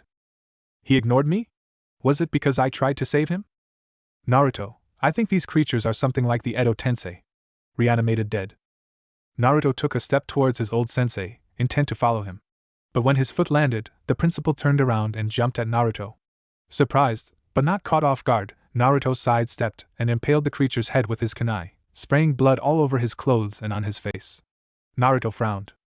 He ignored me until I made a sound. Kurama hummed inside of his head. Quite possibly, brat, their only sense might be sound. Naruto nodded and decided to keep that in mind. But first he had a top priority right now to find his friends and make sure they're alright. He couldn't waste a single second. He took off out of the office and down the hall, sprinting quickly. To others it might seem like he was nothing but a yellow blur, but right now he could care less if someone were to question his speed. Because his only priority right now is to rescue and save his friends. Chapter 3. Attention all students. Violence has broken out on campus. Students should evacuate the campus according to their teacher's instructions. I repeat. Violence has broken out on campus. Students should evacuate campus. They finally noticed, huh? Takashi, Rei, and Hisashi were all 3 standing in the middle of the hallway, listening to the overhead page. Takashi had witnessed the deaths at the front gate, and his immediate thought was to go get Rei. He had interrupted the class and basically kidnapped her, with Hisashi agreeing to come along. As it looked, several more students had ditched the class and left, either to see for themselves or heeding his advice and escaping. They heard the line get interrupted. Each of their faces were filled with worry, and for Rei, confusion. This all was happening so suddenly. She wasn't able to process what was happening at all. Takashi grit his teeth. No way. They all heard him start to scream and they flinched. His voice sounded so horrified. Help! Save me! Hirano Koda was crawling out of the classroom, trying not to be noticed. He could overhear the screams in the hallway. He could feel his heart pounding. This couldn't be real? This had to be a sick joke, right? Hirano. He looked back and saw the attractive form of Takagi Saya. She was observing her surroundings with a critical eye while walking up to him. Finally, she met his eye. Crouching down next, Koda could see that she was deadly serious. Takagi-san, he whimpered out sheepishly. He was a nervous wreck. She shushed him, glaring at the overweight teen. We're getting out of here, she whispered. Hirano blinked, surprised. No! Help me! They flinched when they heard his cries. It was terrifying. Kocho-sensei. Rei, Takashi, and Hisashi gasped. Naruto? What was Naruto doing there? Naruto, Rei whispered worriedly, clutching her makeshift spear closer to her body. You fucking bastards! The next few seconds were filled with sounds of combat as horrified students sat frozen. They could hear the sounds of dripping and bodies falling. The metallic schlink of a knife piercing skin. Suddenly, the line went dead. Teachers and students froze. Time stood still. A deafening quiet filled the school, an unavoidable nothingness. Each person could only hear their own heartbeat. Throats were dry, mouths were open. Each person took the time to realize exactly what the fuck just happened. It was terror. Almost everyone realized just how terrorized they all were. And a single thought was shared collectively by a majority of the stock-still beings. I need to leave. Shrieks and screams filled the air as the sudden need to survive dominated every fiber of thought going through their heads. Bodies ran over each other, pushing, shoving, punching, biting, and tearing their way into an exit. It was chaos. Utter and complete chaos. Panic outraged as every sense of humanity they had was suddenly squashed. Only a need to survive. In a survival of the fittest, many hadn't made it past that point. Naruto darted through the halls, taking the few seconds to kill the few undead as he had so deemed them. He grit his teeth, trying to save every person that he happened to come across. Naruto watched as a few students in the courtyard be bit, blood spraying and staining the ground with red. He turned the corner and rounded into the library, feeling the carpet beneath his feet, and noticed immediately that the library was filled with the undead. Ah! His blue eyes shot over to the top of the stairs where a pair of familiar-looking girls were standing, scared. One had brown hair, tied up into a bun with two long bangs framing her face. She was staring at the stairway in surprise. The other had blue hair, braided down to the middle of her back, and her ankle was currently grabbed by an undead hand. Naruto recognized them as friends of his. Tashimi Nikki and Ichiju Misuzu. He growled and pushed some chakra into his legs. Pain flared to life from the use of his chakra, but he ignored it. He jumped forward and over the railing, spinning his kunai around his finger before bringing the blade down into the head of the undead, saving Nikki from being pulled down. Naruto donkey kicked another undead walking up the stairs, sending it soaring through the air and landing with sickening crack on its neck at the bottom of the stairs. Naruto looked at the shocked Nikki and Misuzu, ignoring them briefly to focus on the undead that were making their way to the unsuspecting pair. Misuzu felt the air fly past her as Naruto shoulder checked an undead over and ducked under the other two undead's hands. He twirled his kunai to a forward grip. He jammed the kunai under the chin of the first undead. Then he jumped up, shooting both his legs up and locking them around the third undead's head. He spun his legs and his body quickly, snapping the neck of the creature. He let go of his kunai and landed on all fours. Quickly he surveyed his surroundings, deeming that they were safe for the minute. He flinched in pain as the throbbing in his legs slowly dimmed. Holy fuck, was that painful, even using that amount of chakra. He slowly stood, still feeling the pain in his legs. Naruto grabbed his kunai out of the undead's head and wiped the blood off on its uniform. He looked back at the two shocked girls. The blonde grinned and gave them a two-finger salute, kunai in hand. Yo! Nikki started to shake, from being almost eaten, and could feel tears in her eyes. Both at being saved, and from her near-death experience. Misuzu grabbed hold of her best friend, to comfort both herself and the other girl. You Uzumaki-kun. Naruto saw their expressions and knew this was not the time to start joking around. He nodded at them, deciding to keep them safe. Come with me, I'll protect you. I'm going to go save the rest of my friends. The girls looked between themselves, then back at Naruto, nodding. He smirked, then gestured for them to follow him. He kept his normal pace now. Protecting the girls wouldn't do much good if he were to run off ahead of them, now would it? Naruto could hear the two of them pant behind him. This situation must seem like a nightmare to them. He was sure that once they were out of danger, that the two girls would break down. But right now, he wouldn't let them. They had to keep moving. Passing each doorway, Naruto took a second to peek inside, looking for survivors and his friends. Nikki and Misuzu were quiet behind him still, except for their heavy breathing, and now he could hear the faint sound of them crying. He cursed as they jogged down another hallway, killing a few creatures along the way. Naruto looked out the window, looking at the carnage, and trying to see his friends running around. They had jogged around for quite a while now, and he could tell that his two companions were getting tired despite their adrenaline. He had cleared the upper floors. Now he should make his way down. They descended a flight of stairs, Naruto being as quiet as possible. He peeked around a corner and cleared it for them, waving at them to follow. They seemed to have picked up on his unusual silence, and didn't speak a word, thankfully. Naruto checked another room. Nothing. Yeah? Is it wise to bring those two with you? Probably not. Naruto couldn't help but glance at the two very scared and very shaken girls. But I'm going to find my friends and as many survivors as I can. I won't abandon my comrades. Maybe I should reword, the fox muttered through his head. I think you should put them in a safe place to rest while you look for your friends. Naruto paused, confusing the girl behind him. He studied them for a second. He suddenly grew concerned, startling the girls somewhat. Hey, he mumbled quietly. Are you two alright? Tashimi felt her lip quiver and new tears started to fall. She put a hand over her mouth and choked out a sob. Misuzu gently hugged her best friend, giving the blonde a look. I'm sorry, Uzumaki-kun, but do we look alright? Naruto could tell that they were both stressed out and running out of mental strength. We've watched so many people die, and my own best friend. Almost her voice wavered and Tashimi sobbed harder. The thought lingered between them. Naruto felt his face soften. I'm sorry. I know it's rough. But we'll be okay. I'll make sure of it. He offered a small smile, hoping it would calm them down. But right now, it might be best for me to put you in a room where you'll be safe. No. Naruto reared back in shock at the simultaneous answer from the girls. Tashimi gripped her best friend harder. No, she said this softly. Please don't leave us. Naruto couldn't find words to say. Misuzu's own tears started to fall as she looked at Naruto, pleading him with her eyes. We want to stay with you. Naruto studied them for a second. They looked ragged, worn down, and clearly tired physically and mentally. But they were determined. Neither wanted to leave his side, him being a complete form of protection for the two. He smiled reassuringly at them. Looks like we'll stick together. Seems to be. Naruto put a hand on his chest, puffing it up. Alright then. You'll just have to stick with me from now on. I won't abandon you, I promise. And I always keep my promises. He tried to look as confident as possible to them. They both managed a small smile as well, despite their tears. He nodded and then waved for them to continue, heading down the corridor again.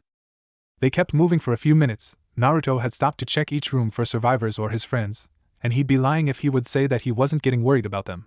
His musings were interrupted by a weird noise coming from down the hall though. It sounded almost like something was shot, but it was strange. He couldn't pinpoint what it was, but one thing was for sure. No undead could make a noise like that. He jogged faster down the hallway before he heard voices as well. He couldn't help but get his hopes up. He really was praying that they all were safe. Then he heard a scream, and he felt his heart rate speed up. He looked at Nikki and Misuzu behind him, who both had the same thoughts. Clearly it was a survivor. They hurried towards the scream. The small group rounded the corner to see Saya crying as she drilled the head of an undead, blood and gore spraying and coating the small area, particularly Takagi. Naruto could see that the undead was dead, but his eyes were focused on the group of creatures that were also attracted by the sound of the scream. His eyes briefly registered the 4 other people across the room. 2 of them being Takashi and Rei. He couldn't help but smile happily. He crouched low and shot off at the zombies, earning the attention of the whole room. He whirled his kunai around and jumped up, kicking one back, while stabbing another in its head. He ripped out the kunai just in time for an undead to try biting his shoulder. Quickly, he let go of the kunai and he grabbed the creature by the face. With a little bit of chakra, he hefted the thing over his shoulder and completely threw it at 2 more undead. The kunai bounced as it clanged against the floor, and he took that opportunity to kick it up into his hand as he darted forward, stabbing one creature through its eye and finishing another off with a stab as well. He went to go finish off the 3 undead on the floor when he saw Rei, Takashi, and another girl he didn't recognize each smash their head with their own respective weapons. One being a baseball bat, another being a mop handle and a third being a wooden sword. Naruto flinched in pain from the use of his chakra. This time he panted slightly. Oh god, it felt like he was being torn apart. He smiled weakly at the group. It was quiet except for Saya's weak cries as she stared in horror at the creature she had killed. Naruto crouched, trying to compose his own pain and breathing. He watched Rei and, as he now noticed her, Shizuka-sensei rush over to the pinkette. Takagi-san, are you okay? Miyamoto, she struggled to speak. Naruto watched as Takashi closed the door to the outside, and locked it. Nikki and Misuzu walked up to the group, looking happy. I'm so glad there are more of us alive, Misuzu said, smiling at the others. Blue eyes slid onto the form of the only person he wasn't familiar with. She had a beautiful frame, clearly exorcised regularly. Long, silky purple hair that reached down her back. She had angular, sharp eyes that were a light blue, but at the moment kind of looked purple. She carried herself with an aura of confidence, and despite the situation, Naruto noticed that she was calm and collected. He was surprised at that. She turned to Naruto, smiling softly. We are all acquainted with the school nurse, Marikawa-sensei, yes? I am Siko Byasujima of 3A. Oh. Now he understood. He didn't know her because she was a third year. Siko was smiling at him, and he could see that she was trying to hide her impressed look. Naruto offered a small smile back. I'm Komuro Takashi from 2B.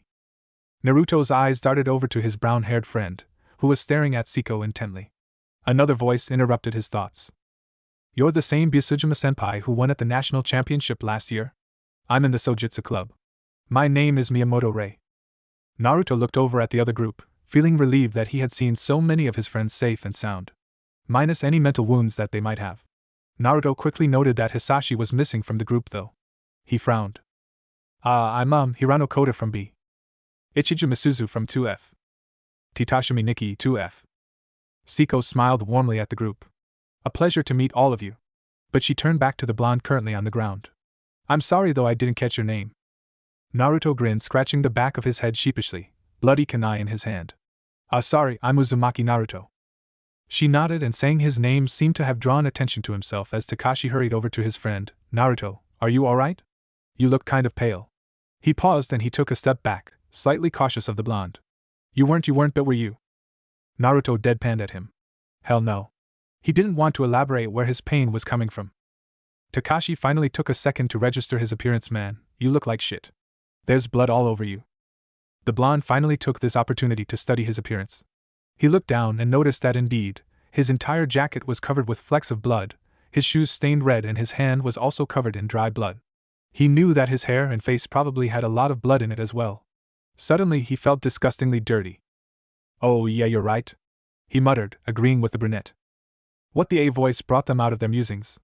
Saya stood up, tears in her eyes, and she turned to glare at all of them. You're all so soft. Senpai, seriously? Saya turned and glared at Rei with a disgusted look. You two are the same age. You must not know how to count since you got held back a year. Naruto reeled in shock. Rei was held back a year? Since when? And why had she never bothered to tell him? Takashi clenched his hands at his sides.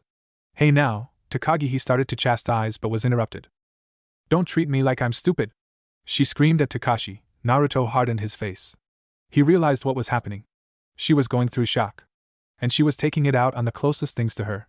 Which happened to be the group. I'm a genius. I can do anything once I put my mind to it. She started to hyperventilate. Siko walked up to her and put a hand on her shoulder. Enough. Saya looked at the lavenderette. That is quite enough. Saya's tears started to fill her eyes as she shook uncontrollably now. She looked to the side, noticing herself in the mirror. Look how dirty I am, I need to tell mom to get it cleaned. Naruto stood up, despite the pain in his legs, and walked over to Saya, putting a hand on her shoulder as well, offering a comforting smile. Her tears started to fall, and she felt a sob rack her body. She slumped over into Naruto's chest and started to cry. He hugged her and pet her hair, trying to calm her down. Her legs started to give out, and Naruto grabbed her before she fell over, cradling her into his chest. Her sobs were the only sounds in the room as everyone looked on in a pained understanding. This was no normal situation. Everything about this was fucked up. Naruto lifted his eyes and looked into the mirror as well, noticing how cold his blue eyes looked. His face had blood specked across it, and his hair was a mixture of maroon and blonde. He looked like hell. Just like the world around him. This was different than the war. This wasn't a fight to save the world for these people. This wasn't a battle over beliefs. No, this was something else entirely. This was a nightmare. Friends are dead, and family survival is an unknown. He couldn't possibly understand what these people might be going through. His eyes flickered over to Rei again, and noticed that she was looking down. Her eyes lacked the sparkle in them that they usually have. Hisashi had to be dead. Whether it was from the initial storm of panic, or if he was bitten by an undead, he wasn't sure. But he was almost positive that his survival was highly unlikely. He clenched his teeth, anger flowing through him. If only he hadn't skipped class, if only he had been there. Then he could have protected him, he could have protected so many more people. If only he. We should go find a place to rest for now. His own inner anguish was interrupted by Takashi. He was right, he knew it. Blue eyes drifted over to the girls he had saved. They both looked exhausted, requiring a much-needed break, both mentally and physically. His eyes looked back at the rest of the group, noticing that most people seemed to be in the same boat, minus the purple-haired beauty, Siko. Naruto nodded in agreement. We should. He looked down at Saya. Saya-chan, we're going to find some shelter for now, okay? Weakly she nodded, but Naruto frowned. He stood up, grabbing her hand and pulling her to her feet as well. Solemn faces greeted him, and he nodded in thought. I saw a room a little ways back that we can use. Nods only answered him as they all followed him in silence, each in their own thoughts. Naruto kept his eyes peeled for any more undead, but on the trip there, they didn't encounter any more. Saya was actually uncomfortably close to him.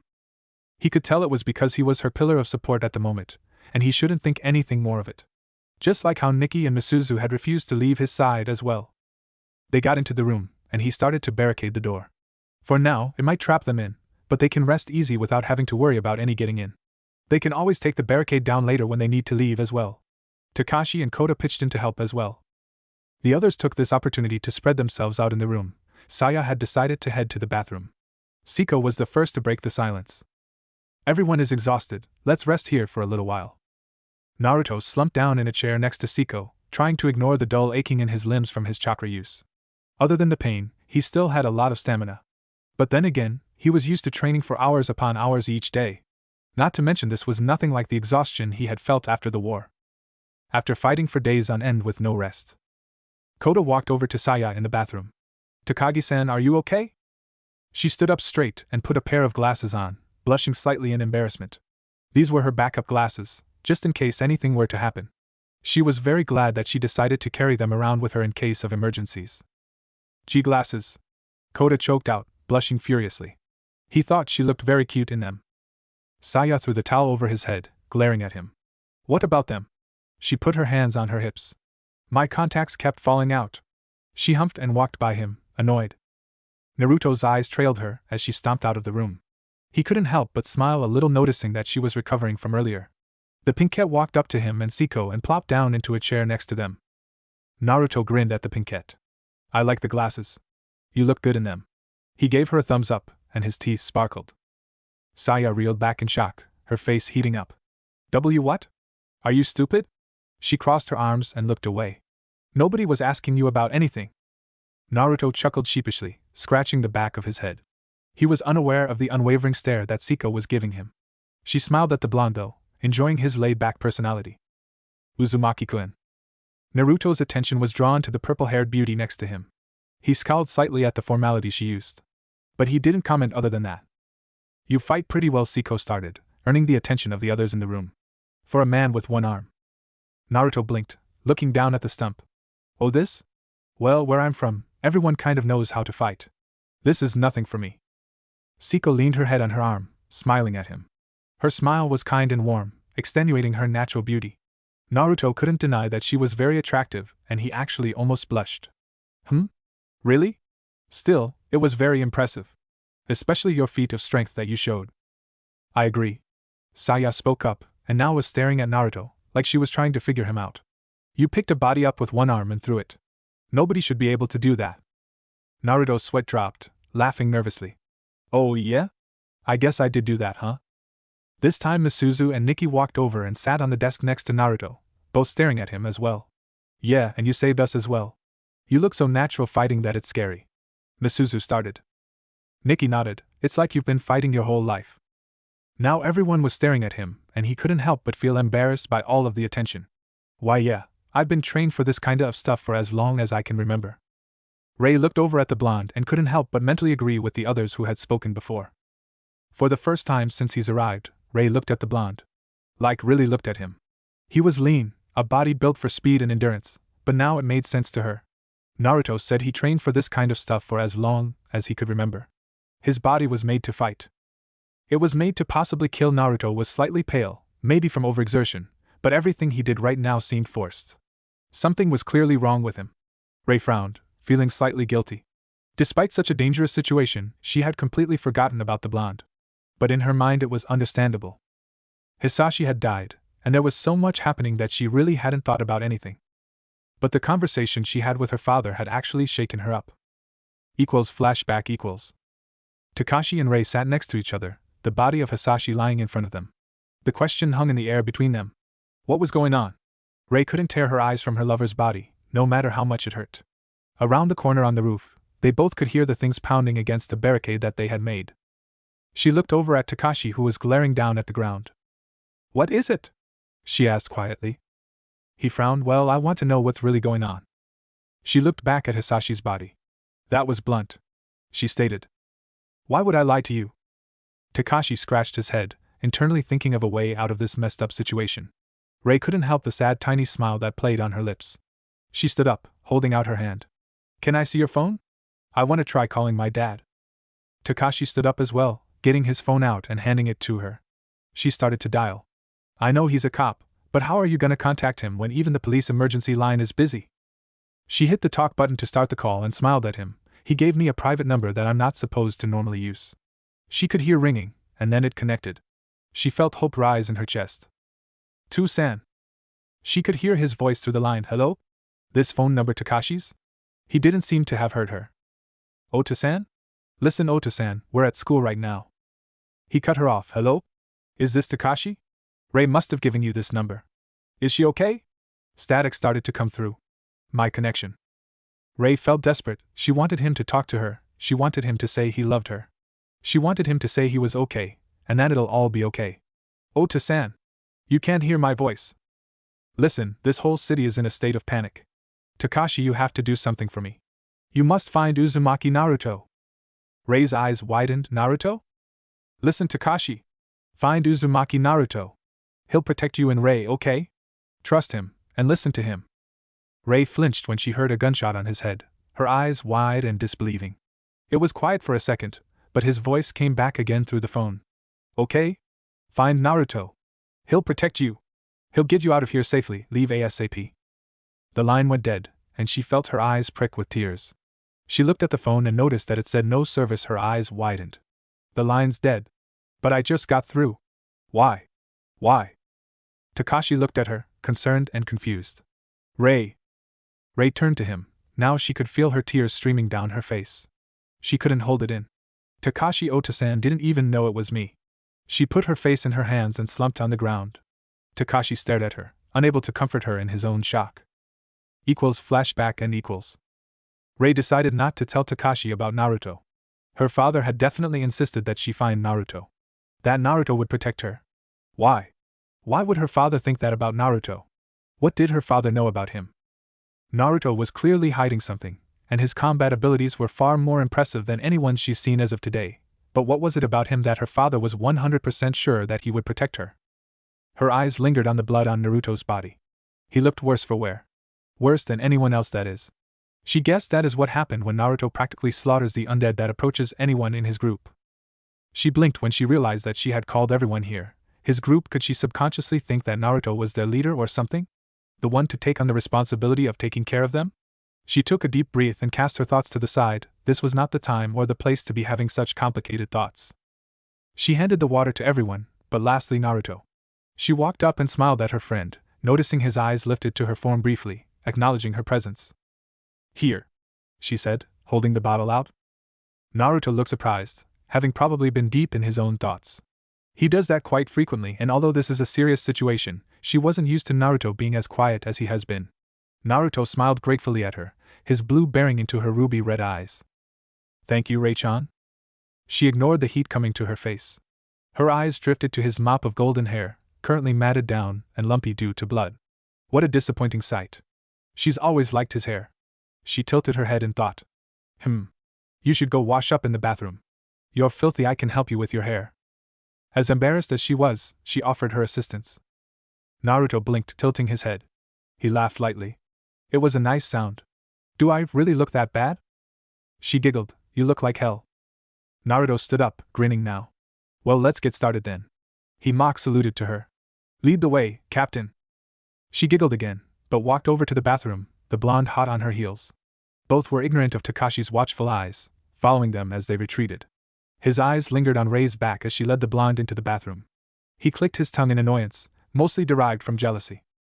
He never had anything against Naruto, but if Rei should be helping anyone, it should be him. Naruto turned the water on, and waited for it to get warm. While he waited, he took off his jacket, showing the near-perfect orange shirt that was underneath. Faintly, he heard Takashi ask Shizuka where her car keys were. Naruto put his hand under the water, watching as the blood slowly washed away, staining it a brownish color. After his hand was clean enough, he brought his face down and started to scrub off his face. Once more, washing the blood off and turning the water into a murky brown.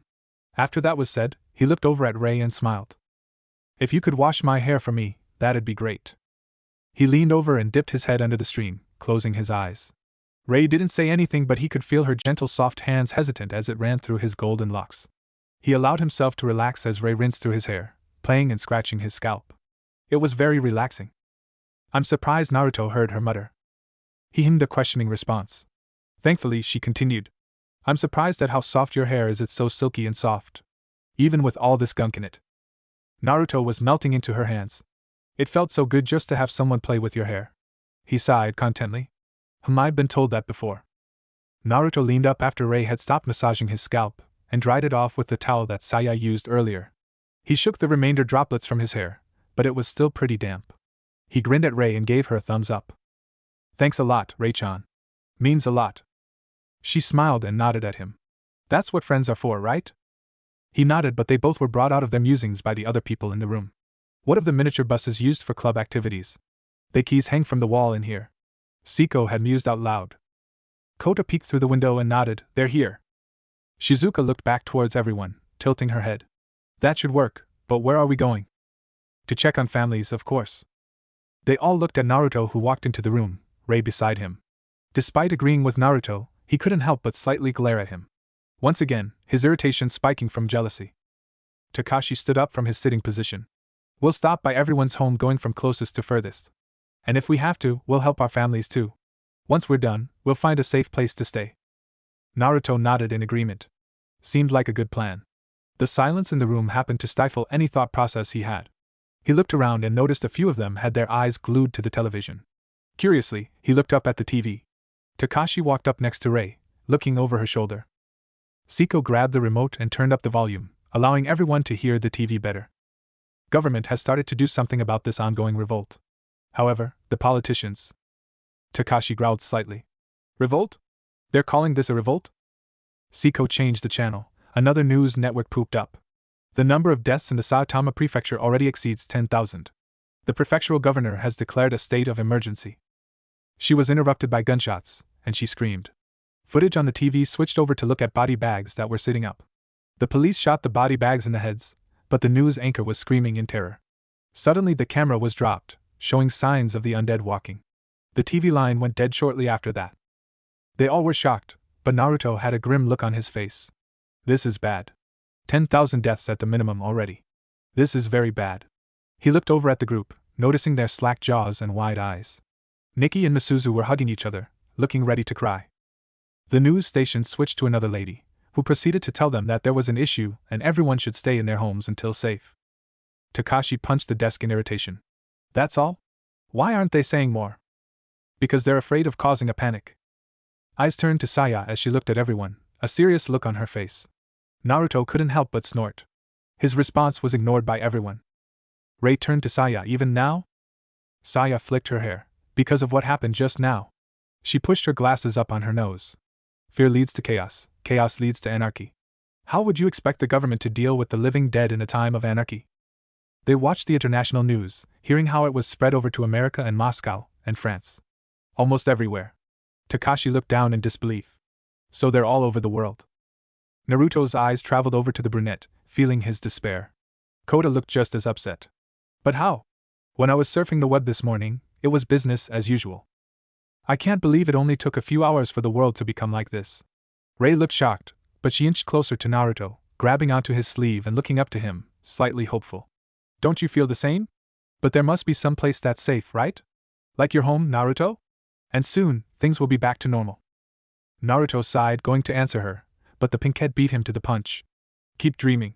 She had her hands on her hips. Takashi took a step towards her. Do you really have to say it like that? Naruto glanced over at Takashi. Despite how nice Takashi was, Saya is correct. And she's blunt. Something that is good to have in these troubling times. He internally sighed. No matter where he goes, trouble seems to follow him. This is a pandemic. She turned to Takashi. What am I supposed to say? Shizuka gasped and put a hand to her chin. A pandemic, you say? Saya nodded. It's when an epidemic of infectious disease spreads. So the same disease that has infected people here is spreading throughout the world. Naruto's sweat dropped and blanched. What the hell were those words even supposed to mean? Saya-chan. Please talk dumber to him. He made a face in confused frustration. Thankfully nobody had picked up on his cluelessness. Like the influenza? More like the Spanish flu of 1918. Saya informed. Naruto frowned. Wow, this world has so many diseases. What is causing them? His world never had such illnesses such as these. Isn't this more like the Black Death of the 14th century?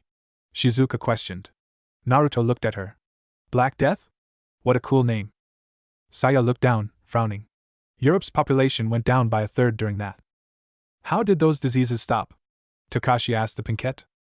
Shizuka sighed, grabbing onto her arm. There are a lot of theories, she started. But the reason why diseases like those die is because they killed so many that there's not enough people left to spread it. Naruto sighed. Man, what a pain. Shikamaru would be pretty proud of him at the moment. This is all just a hassle. Couldn't he have lived in peace until his friends came and got him? That would be the preferred option, please and thank you. God, rewind this day and start over. Or he'll come kick your ass. But ocean blue eyes were drawn to the chubby boy by the window, looking outside at the undead that was wandering the courtyard. In this case, the dead are moving around and attacking people. Then you are implying it has no reason to stop spreading? Siko asked, speaking up for the first time in a while. Shizuka perked up. Oh, but it's hot outside. Maybe their flesh will start decomposing, and they won't be able to move. A valid thought process, really. A big mess to clean up, but at least it could be a solution. Siko turned to the big busted teacher. And what is the duration of this process? Shizuka started to count on her fingers. Well, during summer, it takes around 22 days for some parts of the body to decompose. But during the winter, it can take months. She perked up near the end. However, if we go to our homes, how do we know they'll even start to decompose? Saya interrupted, bringing up a valid argument. Why do you say that? Takashi asked. Don't these things defy our knowledge of medicine? So why bother relying on it? It could be hopeless. Just how long? Siko crossed her arms and hemmed. What is important is having a location to make use of after we check on our families. Should we act only in our own self-interest, we don't stand a chance. Let's act as a team. Several nods later, they all brandished their respective weapons. The silence was interrupted by none other than Nikki, who until now was very quiet. What does Uzumaki-kun think of all of this? Her one question brought the entire focus of the room onto Naruto. He merely stared out the window, thinking of the best way to tell them that he thought their world was fucked. But maybe it wasn't a good thing to even let them know about his inner thoughts. It could bring down team morale and disrupt their spirits. An underrated, but heavy factor in the hope to survive. Maybe he shouldn't tell them either that his chances of survival would actually increase if he were to be alone. Naruto turned toward the blue-haired girl. This is all a mess. If they do decompose, great. If not, oh well. I'll do anything and everything to make sure all of you are safe and sound. Families included. He turned and smiled at the group. I don't have a family of my own, but all of you guys are now. I'll never let anything happen to you. Several smiles responded to him, earning them their trust and their kinship. Naruto nodded back and stood to his full height. At least a half a head taller than everyone else there. How do we get out? Saya nodded. The front door is closest to the parking lot. Naruto nodded and started to walk in front of everyone. Let's go then. After they unbarricaded the door, they opened it, and outside of the room were a few stranglers. Kota took down 2 of them, and Takashi charged the last one, bashing its head in with his bat. Naruto gave him a grin and a thumbs up as they all continued to walk. Some time later, they stopped on a staircase, looking down. Just to confirm, Siko started. You need not begin fighting unless it is inevitable. Refrain from fighting when the opportunity arises. Saya nodded. They only react to sound. Additionally, They're powerful enough to break down a normal door. So once they get a hold of you, you're gonna get eaten. Be careful. A scream interrupted them, and they all looked down the stairs, a small group of students. 3 boys and 2 girls fighting off zombies on the stairwell. They all watched in surprise as the zombies closed in on them. Naruto stepped forward, slightly smirking. He earned looks of surprise from the group as he hopped onto the railing, and casually jumped off after the group. Right as an undead was about to grab the middle boy with a bat, he landed on top of the creature's head, forcing his head into the concrete and crushing it beneath his weight. The others were quick to follow his lead as they went to go attack a few undead themselves. Naruto merely whipped out his kunai again, stabbing one undead in the head, and using his strength to throw that creature into another one, knocking both of them off the side of the railing and down below. Takashi, Siko, and Rei had all finished killing off of their undead opponents. No more creatures remained on the stairs for now. Naruto turned to the group and grinned at them. You're safe now. One of the girls smiled in relief. Thank you. Siko nodded, not too loud now. She turned to them fully. Is there anyone among you who's been bitten? The same girl shook her head, holding up her hands in defense. No. We're all okay. Rei walked up to them as well, smiling at Siko. They really do look fine. Naruto waved it off. Well, you're free to come with us. We're leaving this popsicle stand. He eyed them from the corner of his eye, smirking slightly. The more the merrier. The girl nodded, looking much relieved. Yes. They continued walking, mostly in silence until they reached the front entrance. Naruto hung back a little behind them, covering their rear. Takashi was leaning over the railing. There's a lot of them down there. Saya frowned, pouting in irritation. What's the point of hiding here? They use their ears, not their eyes. Takashi gave her an exasperated look. Then why don't you prove that for us, Takagi? She flinched at the thought of going down there. Naruto eyed her, aware of how smart she is. If she were to think of this, there had to be a reason behind it. He didn't want to believe her without having proof, but he was hard-pressed to find anything that she had said up until now to be false. Siko frowned beside him. Regardless, if we remain inside of the school as such, we will be unable to move once attacked. Rei clenched her teeth in frustration. No way out except the front gate, huh? Siko nodded. We require someone to confirm the truth behind Takagi's words. The unspoken question hung in the air between everyone. Takashi looked torn, but he could see nobody else volunteering to go. He sighed. I'll go. Takashi looked up the stair in surprise, along with everyone else. Naruto stood there, with a smile on his face. Takashi felt a little relieved, to be honest. He didn't want to go down there. But he didn't want to see anyone else go down there even more. At least he knew Naruto would be okay. He was crafty and as slippery as a greasy hog. Several heads as well looked up at Naruto in surprise. Rei leaned towards Naruto. No, Takashi, I'll. She was cut off by Siko speaking. It would be more preferable if I were to go ahead of you, Uzumaki-kun. Naruto scrunched his nose. Ma, don't be so loud. And don't call me Uzumaki-kun. Call me Naruto. I hate formalities. He mumbled under his breath. Besides, I trust Saya-chan with my life. And I know that she's like crazy smart, so to guess something like this has to have some sort of backbone, right? He grinned over at the pinkette, who blushed in surprise. She looked away, glaring at the wall. Well, that's because I at least have some brains. Unlike someone I know. Naruto chuckled, ignoring the worried looks from the rest of the students there. Well then, it's decided. See you soon. With a small wave he walked by them all, as quiet as a cat. He walked down the stairs, kunai at the ready, but he had a relaxed posture. His eyes flickered between the undead creatures moaning and roaming the halls. No destination set. He could feel the eyes of his friends on his back, boring holes into him. They all couldn't help but think about just how quiet he was when he was walking. He was dead silent.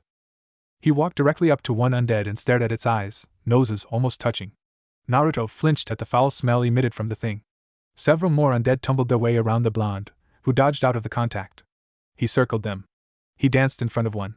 And finally he took the chance to poke one in the forehead. None of them had reacted to the blonde, since he was as quiet as death itself. Naruto looked around him and noticed a shoe laying in the middle of the floor. He gently went down and picked it up. He threw it down the hallway quite some ways, knocking against a locker and creating noise. Naruto watched as the undead wandered over to where the sound came from and tilted his head. They all passed by him, and one even bumped into him. Still no reaction out of them though. Naruto looked towards the group and grinned, giving them a thumbs up. A few of them smiled in relief before quietly walking down the stairs. At least to them, they sounded quiet. To Naruto, he felt like they were basically stomping. His sweat dropped at their stealth and sighed. He might need to work with them about that. Naruto watched as they all walked down the stairs. Siko rushed to the door, quietly opening it and ushering them all through. As the last boy was walking down the stairs, his pole that he was holding onto banged into the railing, echoing loudly and far. Naruto blanched in horror. These kids are trying to make this hard on him. He sighed and glared daggers into the boy. His thoughts were interrupted by Takashi yelling out, "Run!" Not being told twice, several of them broke out into a sprint, intending on getting there faster. Saya glared at Takashi's back. "Why'd you do that? If you hadn't yelled, we'd probably only have to worry about the ones close to us." An undead suddenly appeared beside her, going in for the kill. Saya froze in terror, seeing the creature about to take a bite.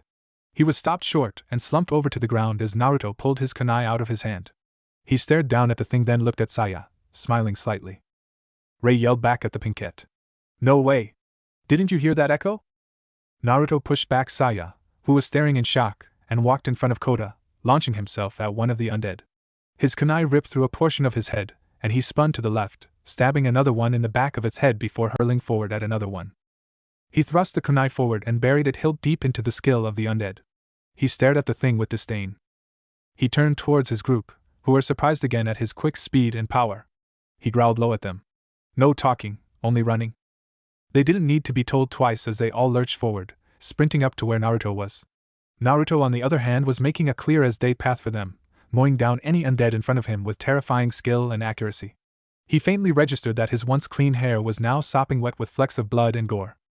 The rest of the group killed any undead that was spared from Naruto's massacre. All of them were running behind him, watching his sick fascination as body parts, blood, and bodies were flying left and right. Naruto being in the epicenter of it all. Time seemed to slow down as they saw Naruto swing his kunai around, his body facing them now. Naruto's eyes were shining with determination and he had a scowl on his face. He was completely drenched in blood, actually having it drip off of his chin and from his hair. It was a terrifying sight, to be honest. Naruto led them into the parking lot, still a spinning whirl of death and blood. Naruto looked back behind him to see how his friends were faring. Despite his absolute destruction, they were still struggling with how many undead there were. His eyes flickered to the new students they had acquired and noticed one of the boys was being surrounded. Naruto's eyes widened when he saw the team be grabbed by an undead. He unconsciously pushed chakra into his legs and sprinted backwards. He was nothing but a blur of blonde as he raced past everyone. Siko and Takashi, who were following him in the front, froze, staring at the spot that he once was at. The wind that raced past them was blonde, but there wasn't any possible way that any human could run that fast. Both of their eyes were wide in shock. Ray and Kota backpedaled as Naruto sprinted past them as well, knocking Ray onto her butt.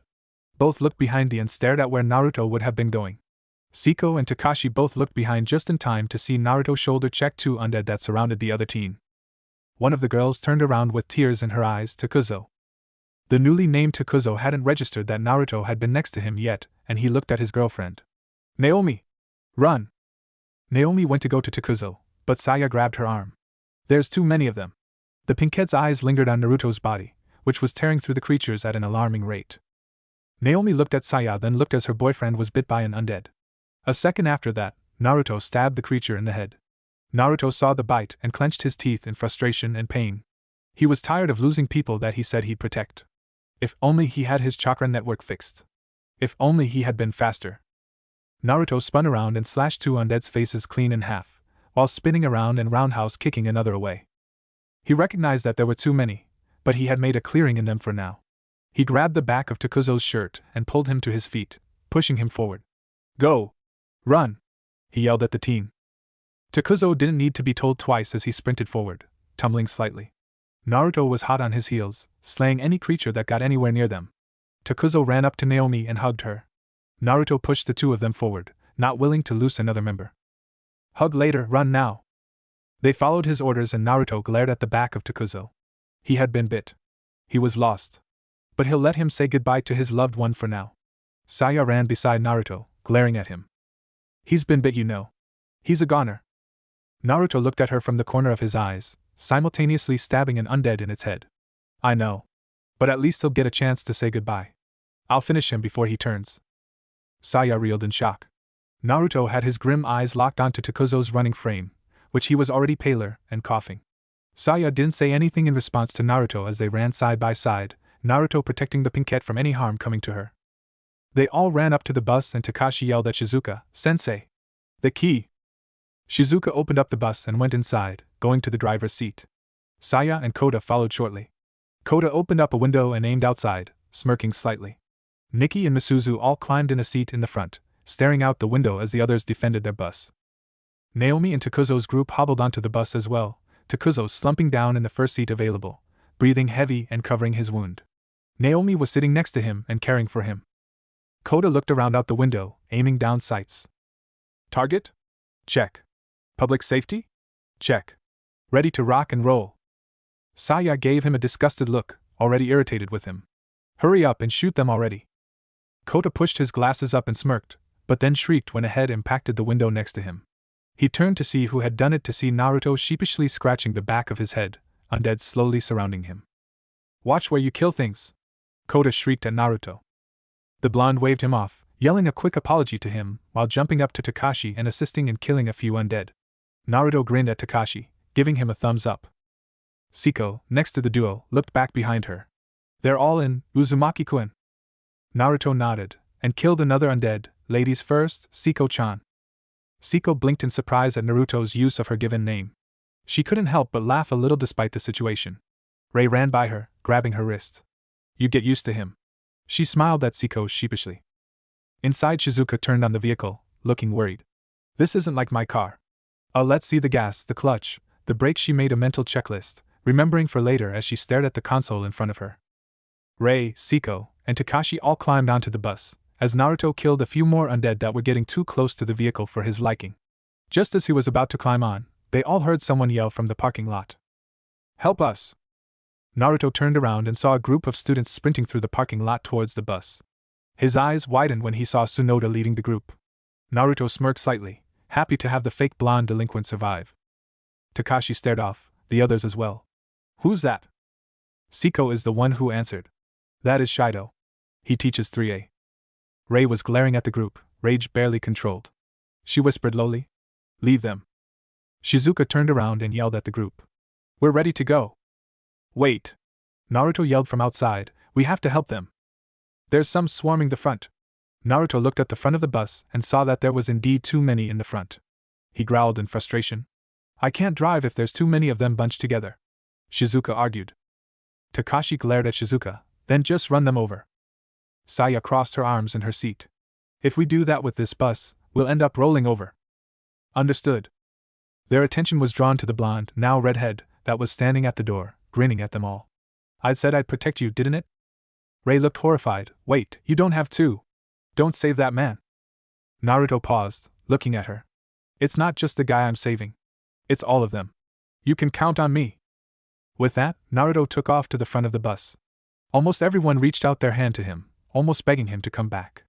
Naruto jumped up, ignoring the pain in his body, and landed his feet onto the face of an undead, stabbing another in the head. As his temporary landing fell beneath him, he ripped the kunai out and stabbed its head. He jumped off of it and ducked under grabbing arms, uppercutting the creature with his kunai, sending it flying back and tearing its jaw in half. On the bus, they watched as Naruto literally sliced through the undead, creating yet another opening for them. Amazing, Siko whispered, watching the blonde with fascinated eyes. I've never seen anyone fight like this. Takashi nodded. It's like he's been fighting them for all of his life. How little they had known. Shido stopped and ushered the group forward. Everyone. Forward. I guarantee you'll make it out alive. Naruto watched as their group suddenly ran faster, encouraged by the sensei's words. He faltered slightly when he saw the last student trip and slide into Shido. Naruto's eyes widened. He must have been hurt. The boy grabbed the pant leg of Shido's, yelling out. I sprained my ankle.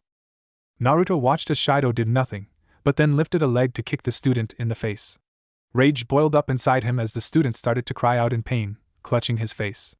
Naruto growled and quickly killed two undead near him, but watching as the creatures slowly surrounded the pair. Naruto crouched down, anger boiling inside him. This man abandoned his comrades, fating them to a hell far worse than death. Kurama, I'll need your help. As he was ready to take off, ignoring the pain coursing through his body. You realize this will hurt far worse than your own chakra, correct? I don't give a fuck. With a mental nod, Kurama sent just a tiny bit of his chakra into Naruto's body. Nay-arrgh. Naruto grunted / yelled out in pain. The students on the bus turned their attention to Naruto, who had yelled out. They feared that maybe he was bitten. What was the actual truth surprised them much more. Undead bodies surrounded Naruto, and he was sweating profusely with a pained expression on his face. Suddenly, there was a flash of golden light. Their eyes widened, completely gaping as Naruto suddenly was covered in golden flames, his hair shining, his clothes merging into it. There was a spiral on his stomach in black, and the spiral connected to thick black lines that extended through every limb. As sudden as Naruto became that, he was suddenly gone, disappearing completely from their view. What the Fudakashi stated the one thing on everyone's head. He was interrupted by a roar from the blonde currently on everyone's mind. They looked back at the group and gasped, seeing Naruto fighting off undead after undead, protecting the boy on the ground. The students made it to the bus, and started to climb aboard. Nobody was able to argue with them due to their own shell-shocked reaction. Naruto grunted in pain. It was searing. It was mind-boggling. He felt like all of his muscles were torn apart, and he was forced to run a mile on them. This won't subside any time soon. If not for his high tolerance of pain, and his sheer determination, he might be writhing in pain on the ground. Naruto's cloak was gone as he basically teleported over to where the boy was down, just in time to save him from being bit. He slashed, stabbed, ducked, and punched his way through the crowd of creatures. The boy on the ground staring up at him in complete astonishment. Naruto's presence was overwhelming. He almost commanded your attention as he fought, tearing through his enemies like a wild animal. Naruto finally took a second to breath, panting heavily from the pain. He had cleared enough of a path to escape. He chucked his kunai into his pocket quickly, and reached down and grabbed the boy harshly by his shirt, lifting him off the ground and proceeded to manhandle the teen onto his shoulder. With a grunt of pain, Naruto pushed more chakra into his legs and sprinted off towards the bus. To everyone it merely seemed like a blonde blur suddenly appeared at the entrance. Naruto hopped into the bus, throwing the injured student in a seat and collapsing on the ground, muscles screaming at him. Despite their shock, Takashi closed the door and turned to the blonde driving. "Sensei! Go!" Shizuka put the bus in gear and floored it. "We're off." They all braced themselves as the bus lurched forward, tires screeching. She navigated the bus through the much-thinned crowd and drove towards the front gate. Saya stood up, watching in anticipation as their last attempt at escape will prove to either be a failure or a success. To the gate. Shizuka nodded. "I know." She gasped as she saw a giant horde was slowly approaching from right and ahead of her. She clenched her teeth in pain. "They're not humans." She narrowed her eyes. "They're not humans anymore." She pushed the gas pedal down some more, switching gears, and plowed through them. The sound of bodies and blood splattering the windshield would forever haunt their dreams. Naruto was still on the ground, sweating and breathing raggedly. The bus plowed through the gates, breaking it open without issue, and Shizuka controlled the bus as it sharply turned onto the road. The bus sped down the road, intent on getting out of that hellhole as fast as possible. Silence followed the bus drive, minus the coughing from Takuzo and Naruto's heavy breathing. Takashi looked down at the blonde, and it seemed like nobody else wanted to get close to him. "Looks like we made it." Siko was wiping off her bakken, eyes lingering on the blonde lying on the floor of the bus as well. It seemed as though almost everyone was staring at him. Naruto slowly sat up, sitting cross-legged. He leaned his back against the pole and his eyes opened, lingering over to Takuzo. Nobody spoke. They all were just trying to figure out what the hell happened out there. One thing was for sure, a thought that hung in the air of the bus, stifle any conversation from starting. What Naruto had done, no human should have been able to do that. What if Zombie Naruto and Highschool of the Dead? And thanks for watching my video till the end. If you enjoy this content, then do consider subscribing to my channel, and leave a like if you guys need the next part. Comment down, and thanks for watching the video, and see you guys in the next video.